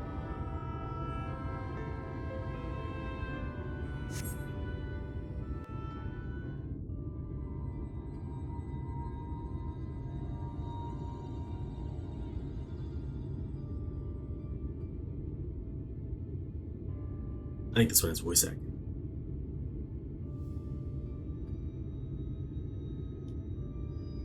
The people of this city have spirit, I'll give them that. They've not lost the will to fight.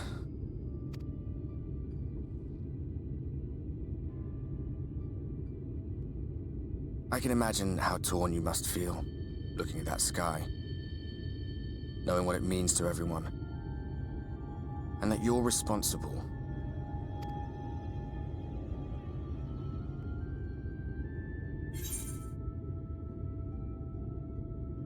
What would you say? The secrecy is worse. I'd rather people knew.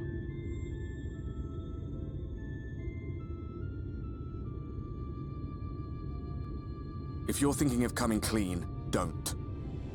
It might make you feel better, but it would make things 100 times worse for them. They're better off not knowing. You sure about that?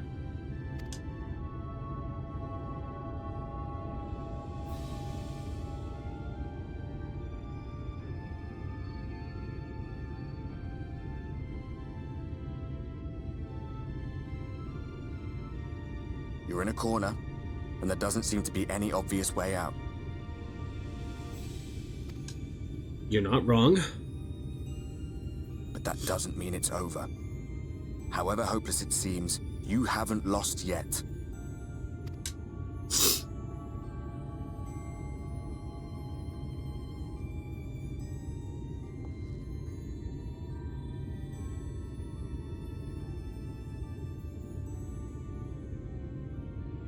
I remember looking up at the sky like this before. Being caught up in a strange kind of calm. Oh? It was after we realized we were responsible for the flood. When we resolved to journey to the source by taking our own lives.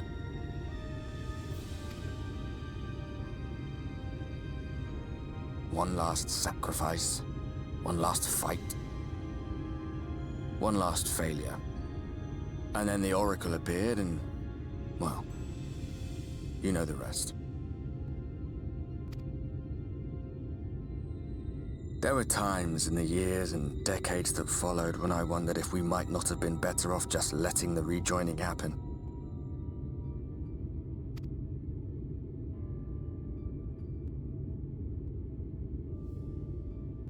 That we'd made one last mistake.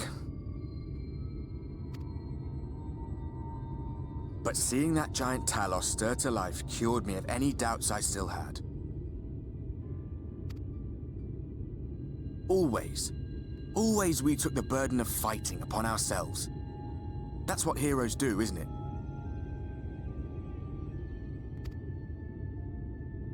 So we never had the chance to see anything like that.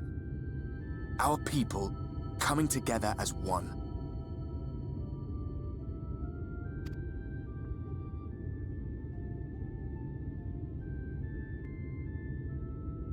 To think that their hope still burned so bright.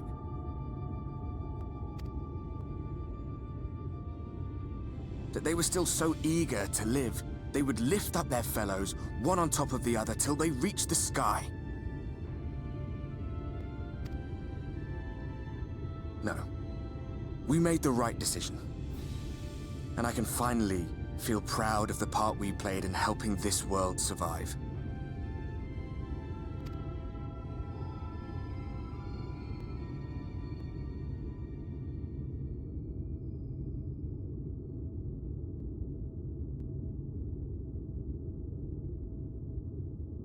Give him a fist bump. Do it, Morrighan. Come on, then.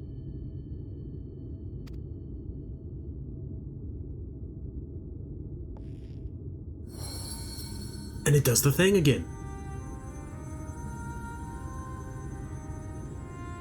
As I thought. What happened between us was no coincidence.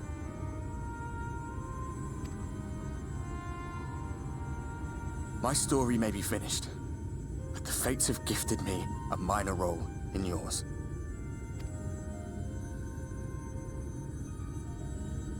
I suspected as much the moment I realized you could hear me. But it's hard not to doubt yourself when you're the man who caused the flood. I was afraid to do anything more than watch for fear of making things even worse. But no longer. After all, the path I once walked is now yours to finish.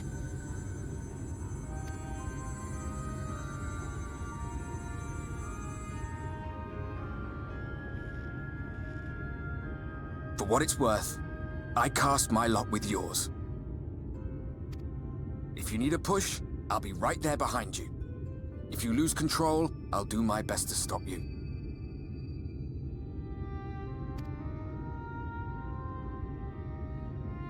So, let us be about it, hero. Why do you gotta say it like that?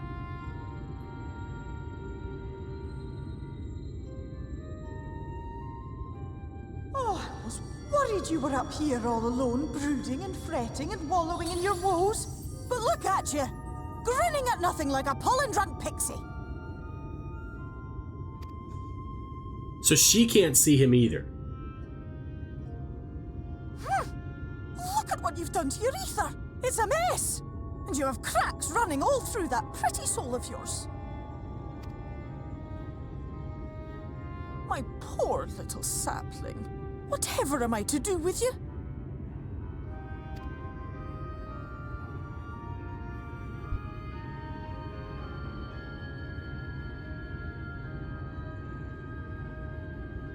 Shall I yield up my throne?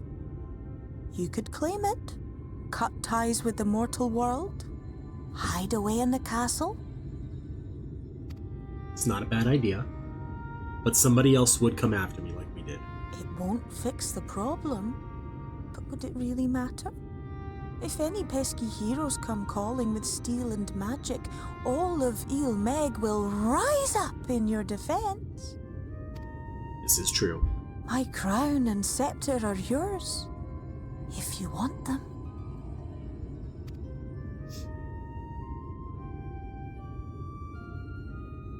What? Don't give me that look. Of course I knew before I asked that you'd never ever heed such a wicked suggestion. But hold on, let's talk about it. And besides, what would become of my precious and ephemeral flower?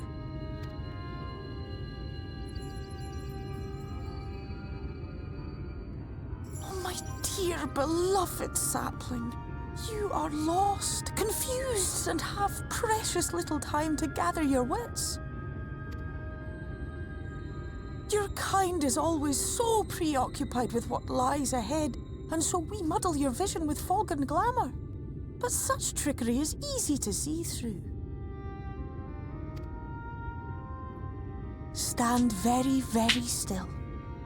Think not of where you need to go, but where you are right now at this moment, at this time, in this place.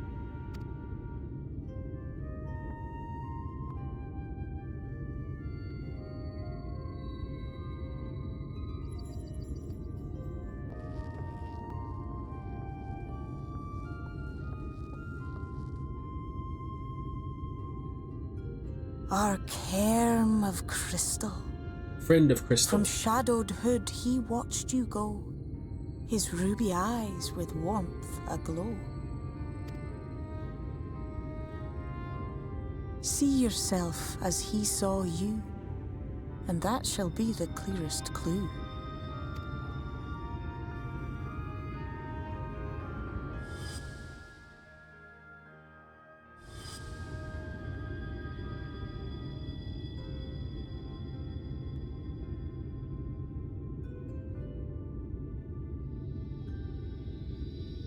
You stand in his garden, dear sapling. Ask his flowers what they know, and you will surely find an answer. But what will you do with it, I wonder? I'll be watching and waiting. Waiting and watching.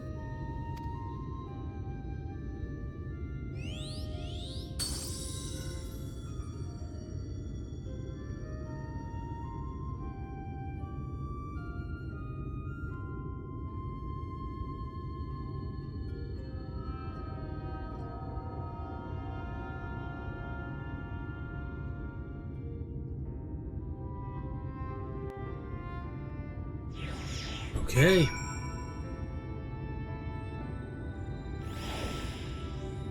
Gather information on the Crystal Exarch. So I got one here, one in the Cabinet of Curiosity, and one by the Docile Root. Okay. Oh, I did not expect to see you on your feet so soon. Surely you have not come in search of an Amaru. What do I know of the Crystal Exarch? Oh, I am happy to share. But I fear there will be no surprising revelations. As any in this city could tell you, he is a man of wisdom and compassion, and many untold secrets. But none can doubt his generosity. When the Crystarium was being constructed, he even allowed folk to plunder the tower for resources. He has imposed no restrictions upon us but one. No one except the Exarch is permitted to dwell within the spire. Many seasons passed. A comrade of mine was bold enough to ask the reason why. The Exarch merely smiled and said, because one day the Crystal Tower may vanish as suddenly as it arrived. Honestly, like, that's a good reason. Alright, to the cabinet.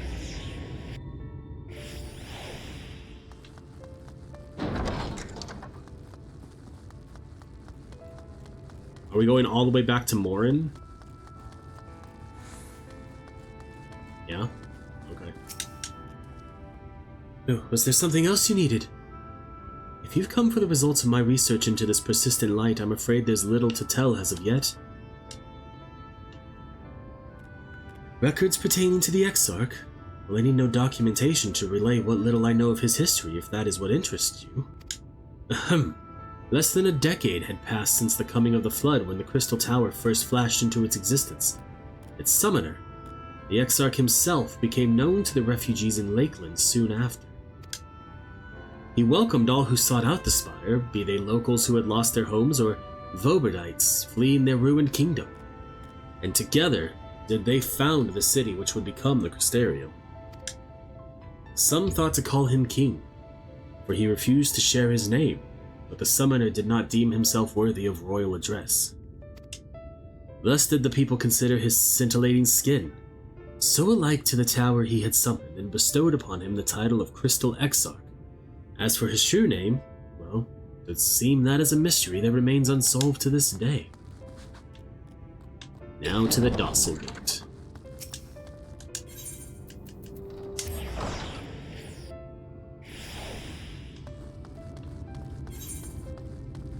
Nope. I don't know why I thought it was the gate. The Amaro Lodge. Facade.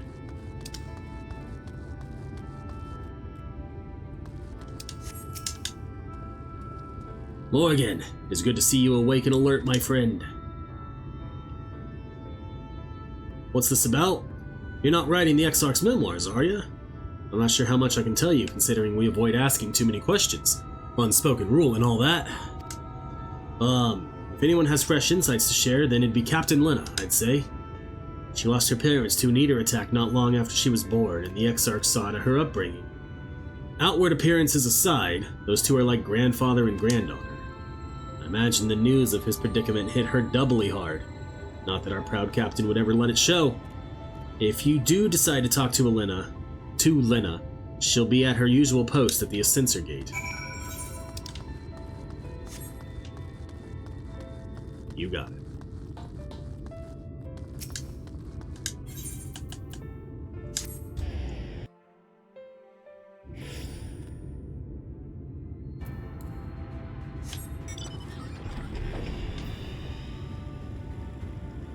Flying's gonna be the quickest.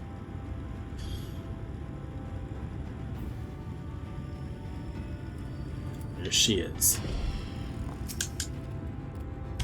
I feel like this is gonna have voice acting. I was wrong. Morrighan, I was not told you had awoken.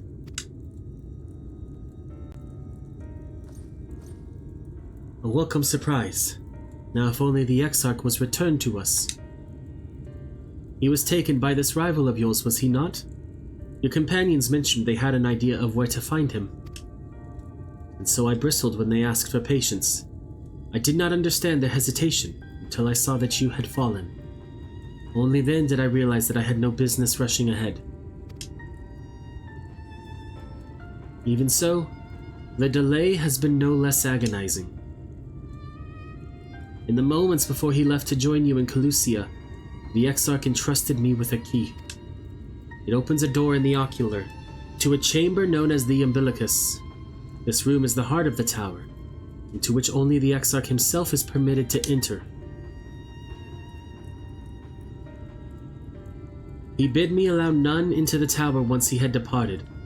Only in the event that an army of eaters descended upon the city was I to access the Umbilicus and awaken the defensive barrier. Never before had he left me with such instructions, but the battle with Vothri loomed near, and at the time I accepted the key without much thought. Since then, however, that moment is all that occupies my mind. Damn it! Tell me, Morrighan. I need to know what he feared. What battle you and your friends are truly fighting. Well, I can't tell you. Forgive me. I trust in the Exarch and should not be voicing these doubts when he is not here to respond to them personally. But you have come to me with a question of your own, have you not? Ah, I see. I am not the only one who burns for answers. The time has come to open the tower's heart. Though we do not face an invasion of eaters, I suspect the city will be in far more danger if you do not gain the knowledge you seek.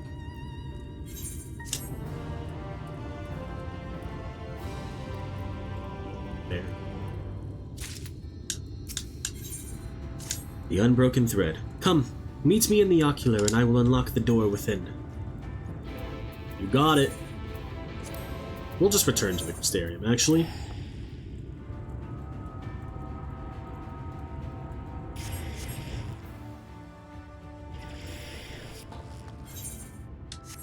And we'll teleport to the Docile Gate, because it'll still be slightly faster than sprinting.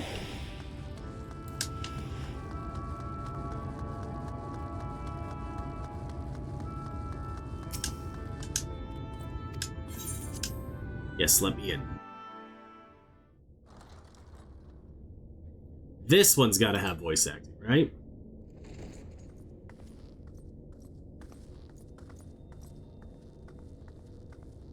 I have unlocked the door to the Umbilicus. You are free to enter. Once you have what you require, I'll see it sealed once more.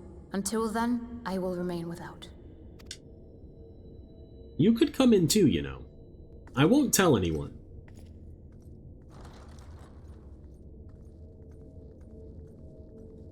Okay.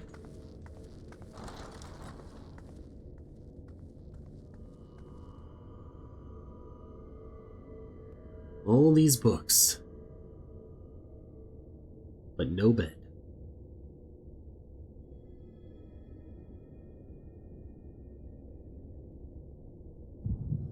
Ugh, my head.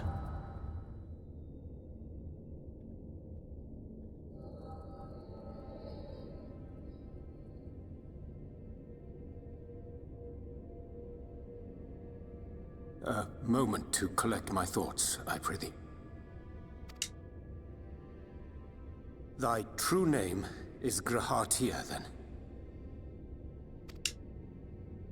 By thy claims, thou too art a native of the Source, though from an age beyond our own, when the 8th umbral calamity hath visited devastation upon our star.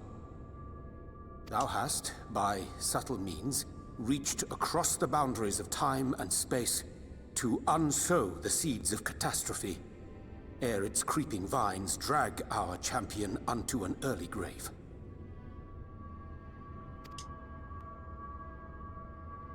In essence, yes. A difficult story to swallow, I am sure.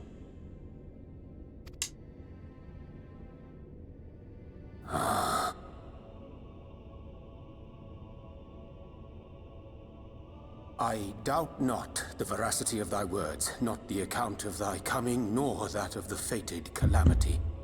Yet my mind straineth still to apprehend the enormity of this tale. Wouldst thou favor me with a gradual unfolding of its chapters? Certainly. But where to begin? I should start with those great minds who survived the calamity, Cid Garland being perhaps the greatest. In hopes of staying the unending tides of war, he and his fellows pursued all manner of possible solutions. One of these was rooted in a theory which unified several fundamental principles discovered over the course of the Warrior of Light's adventures. It proposed a method by which one could enter the River of Time, traverse the rift, and leap between worlds. Perfecting that idea, however, was a work which consumed their lifetimes, and thus was it left to future generations to decide whether theory would be put into practice. But all the while, the world continued to burn. Hope was a feeble outpost, beset on all sides by thievery and misery and murder. People cried out in despair, "There is no hope, we are finished. Mankind is finished." Then others raised their voices in answer. Though we be beyond salvation, those who came before may yet be saved. We will forge a crossroads and pave the way for a different future. By the wisdom of our forebears, we will prevent this calamity from ever having come to pass.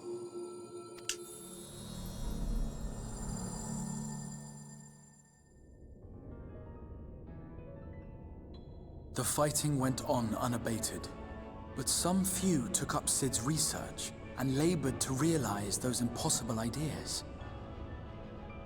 After 2 centuries of labor, their descendants finally succeeded in awakening the Crystal Tower, an integral part of the process, and, in doing so, roused its caretaker, me.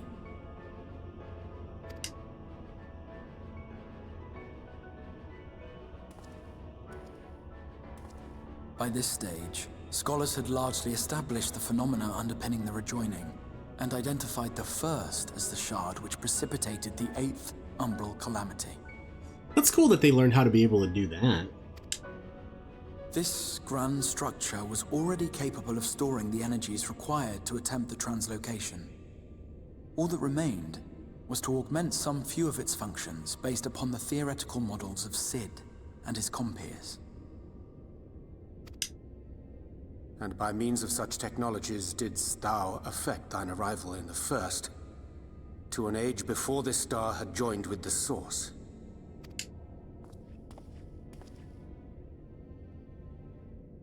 Some while before, as it turned out. 'Tis all but impossible to predict how time will flow between one world and the next, and we missed our mark by almost an entire century. But this only worked in our favor. The Sin Eaters could not be defeated without the blessing of light, and summoning the only woman who might stand a chance against them would require decades of preparation.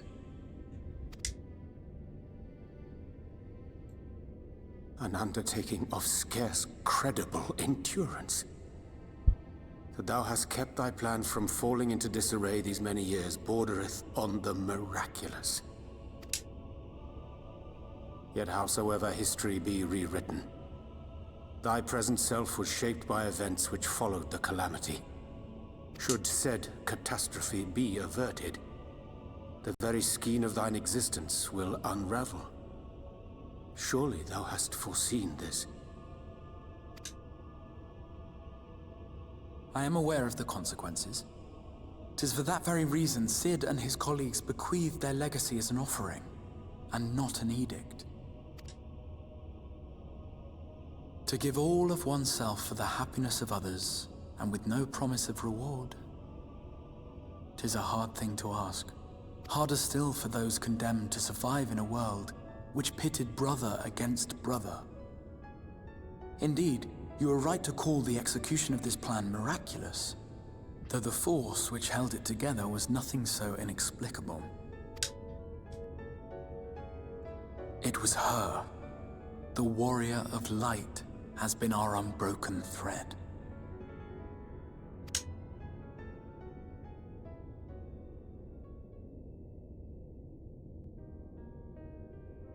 Where others would stumble and fall, she would rise above.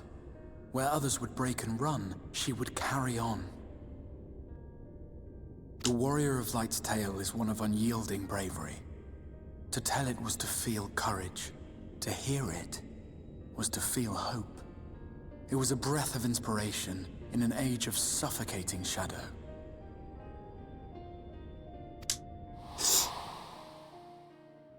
In the histories of a fallen nation was our hero hailed as its greatest ally.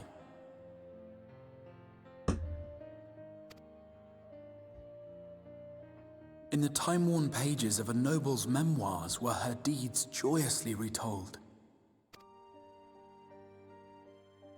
For many, these stories were the flame which warmed them through the coldest of nights.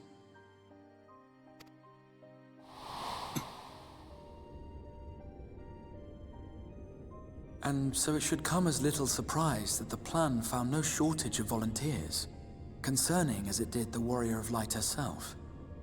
It was their chance to add their own verse to the hero's saga. She was the lodestar that brought them all together, to send their final message back through time and space to her.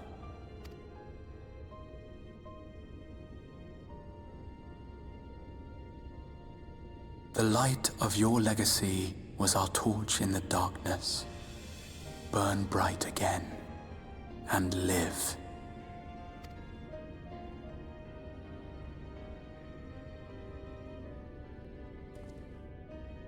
I am merely the bearer of that wish, come to ensure it is safely delivered.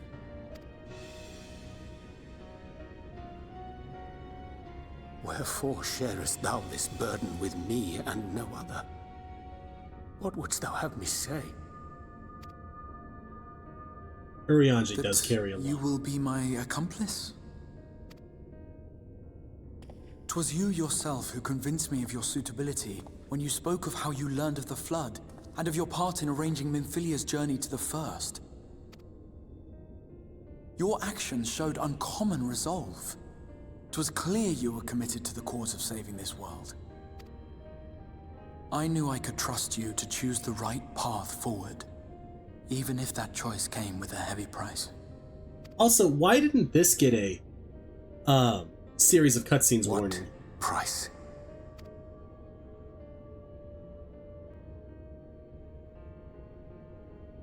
When all is said and done, and the last of the Lightwardens lies slain, I will absorb their corrupted ether, and then I will die.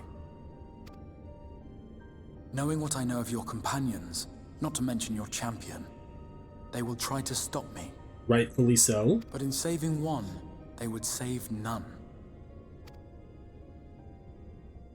Therefore, I implore you to aid me in concealing my identity and ensuring this tale ends as it must. To this end, I would have you take what I have told you of the calamity and make of it a portent. A prophetic vision you beheld in the swirling chaos of the rift. You would have him lie, as he is good at doing. Is this truly thy wish?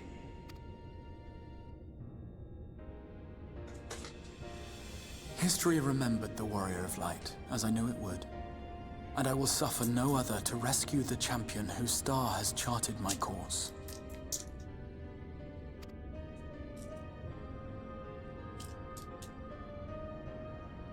I will see this tale to a happy end, my friend. There has been enough tragedy.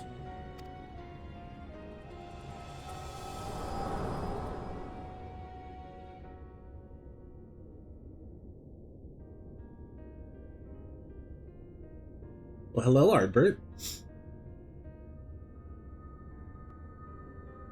Careful now. If you lose control again, the light could claim you for good. Although it's probably only a matter of time before you succumb to the change in any case.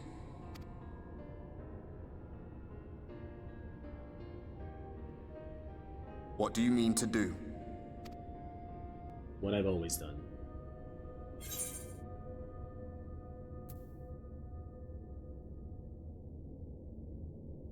I mean to have a few words with both Emmett and the Exarch.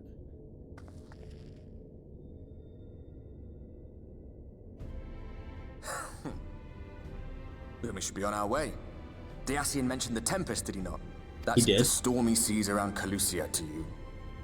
His lair must be down there somewhere, hidden beneath the waves.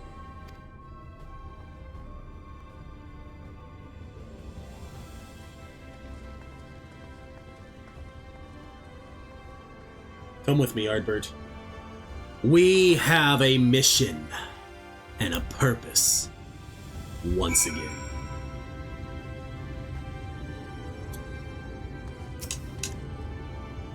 Did you find the answers you sought? If there is nothing more you need, I will go and lock the door. I don't know what I picked. You wish to know the way to the Tempest? You mean the sea itself and not the island of Calusia? If you make a request to the Tamers, they will provide you with an Amaro, but... Do you mean to leave right this moment? Alone? I am not sure that. Nay, I will not seek to stop you. Go with the blessings of the Shadow, and I shall await your safe return. Okay.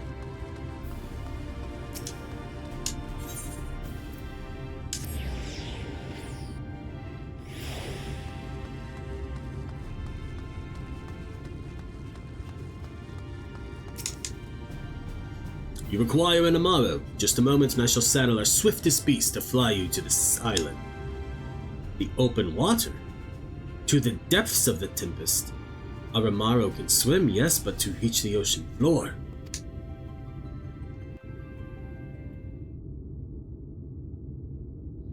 How long until my friends show up? Ooh.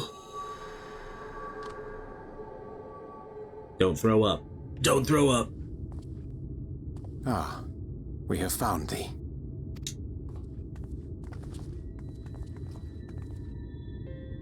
Word reached us of thy recovery, and thus did we gather with all haste.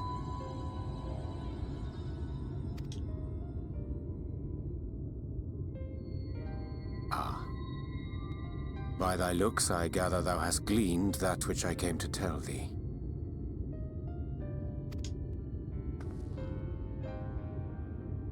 Urianger has shared everything with us. The Exarch's true identity and purpose.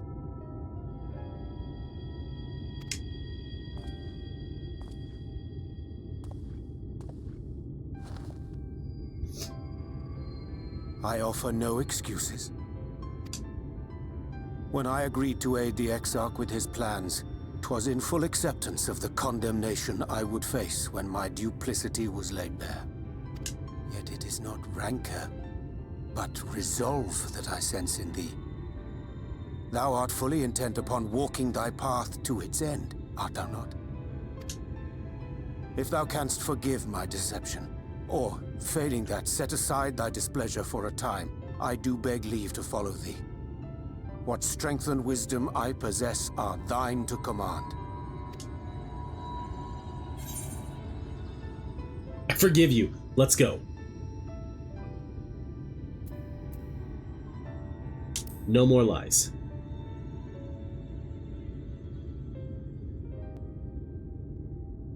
Pray believe me when I say that I took no pleasure in deceiving thee. Indeed, I curse the circumstances which compelled me to do so. But no further secrets lie between us, I swear it.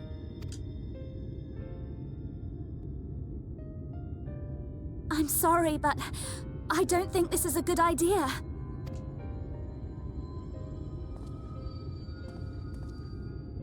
Leaving the Crystarium, I mean, with or without Urianger. What I did for you won't last forever. There's no telling when the light will break free again. Please, you must stay here. At least for a little while longer. We will find a way to cure this, I promise you. How can you make promises? We don't even know where to start. A little aggressive, Alice. You can chill. But fair. Alice, please. You know Reen was only trying to help. Of course I know! I know only too well! But making promises you have no way of keeping is not a kindness. It's a lie. Plain and simple. We've all searched, high and low for an answer, and every one of us came back empty-handed. I am not about to stand in her way now. Not after failing her in her hour of need. No, the least we can do is...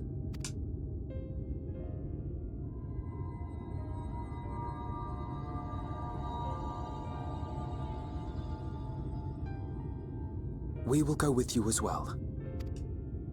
There is naught to be gained by standing still. Indeed, we have exhausted every other avenue. Lead, and we shall follow. If there is any hope to be found, then we will surely find it at your side. Are we all in agreement then?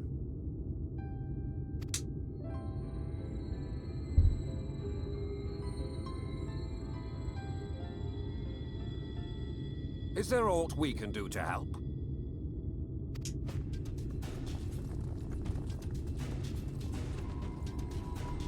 Though we may not know the whole story, we do know you're in for a fight.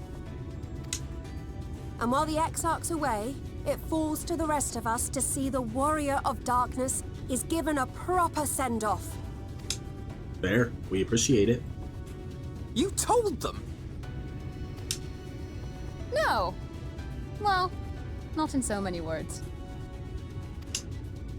Aye, we didn't need it spelled out for us. When the night sky appeared over whichever place you went to, it was harder not to put two and two together. Honestly fair. Like, did we really think the people were stupid? From the moment I heard that you and the Exarch shared the homeland, I had my suspicions. Long had he been waiting for a certain someone to arrive. And I knew at once that it must be you. Exactly. When he went up to meet you, it was clear it was no ordinary visitor. That spring in his step spoke volumes. I could feel his excitement. Me too! That's right! Here, here!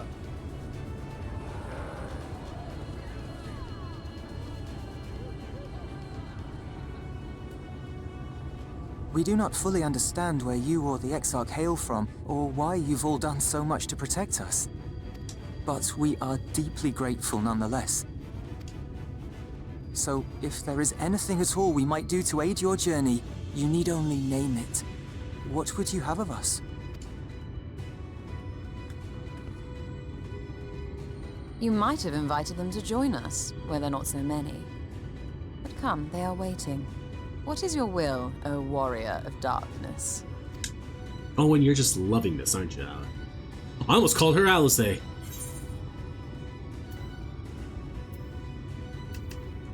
Defend the Crystarium until we return.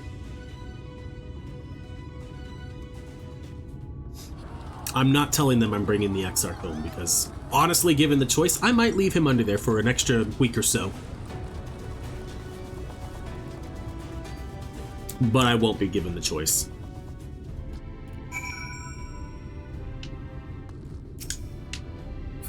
Alright. Thou didst plan to commandeer an Amaro for thy journey to the open sea. I fear the following dive down into Imitsilk's underwater abode would drain even thy legendary stamina. Thus, during thy convalescence, we considered the most efficacious method for reaching the depths of the Tempest, and I believed we have arrived at an elegant solution. Yet ere we discuss this step, I suggest thou dost conclude such pressing business as remains to thee in the Crystarium. Once the sea closeth above our heads, we are unlikely to surface again until our grand deed is done. And with that, because we have been going quite a long time, thank you all so much for hanging out and watching. I hope you had a good time. I know this was a longer stream than normal, and there was a rough hour there in the middle where we were waiting for a queue to pop, and it was not popping. But thank you all for bearing with me and sticking around while it happened. YouTube, don't forget to like, comment, subscribe down below, all that good stuff. And you can catch me on Twitch at twitch.tv/CalebGames here, where I stream Mondays, Wednesdays, and Fridays, starting between 9 and 10 a.m. Pacific time. As for you, Twitch chat, thanks for hanging out. I actually will probably stream this tomorrow. It's a crazy Tuesday stream, I know. Just so that we can stream the end of main expansion.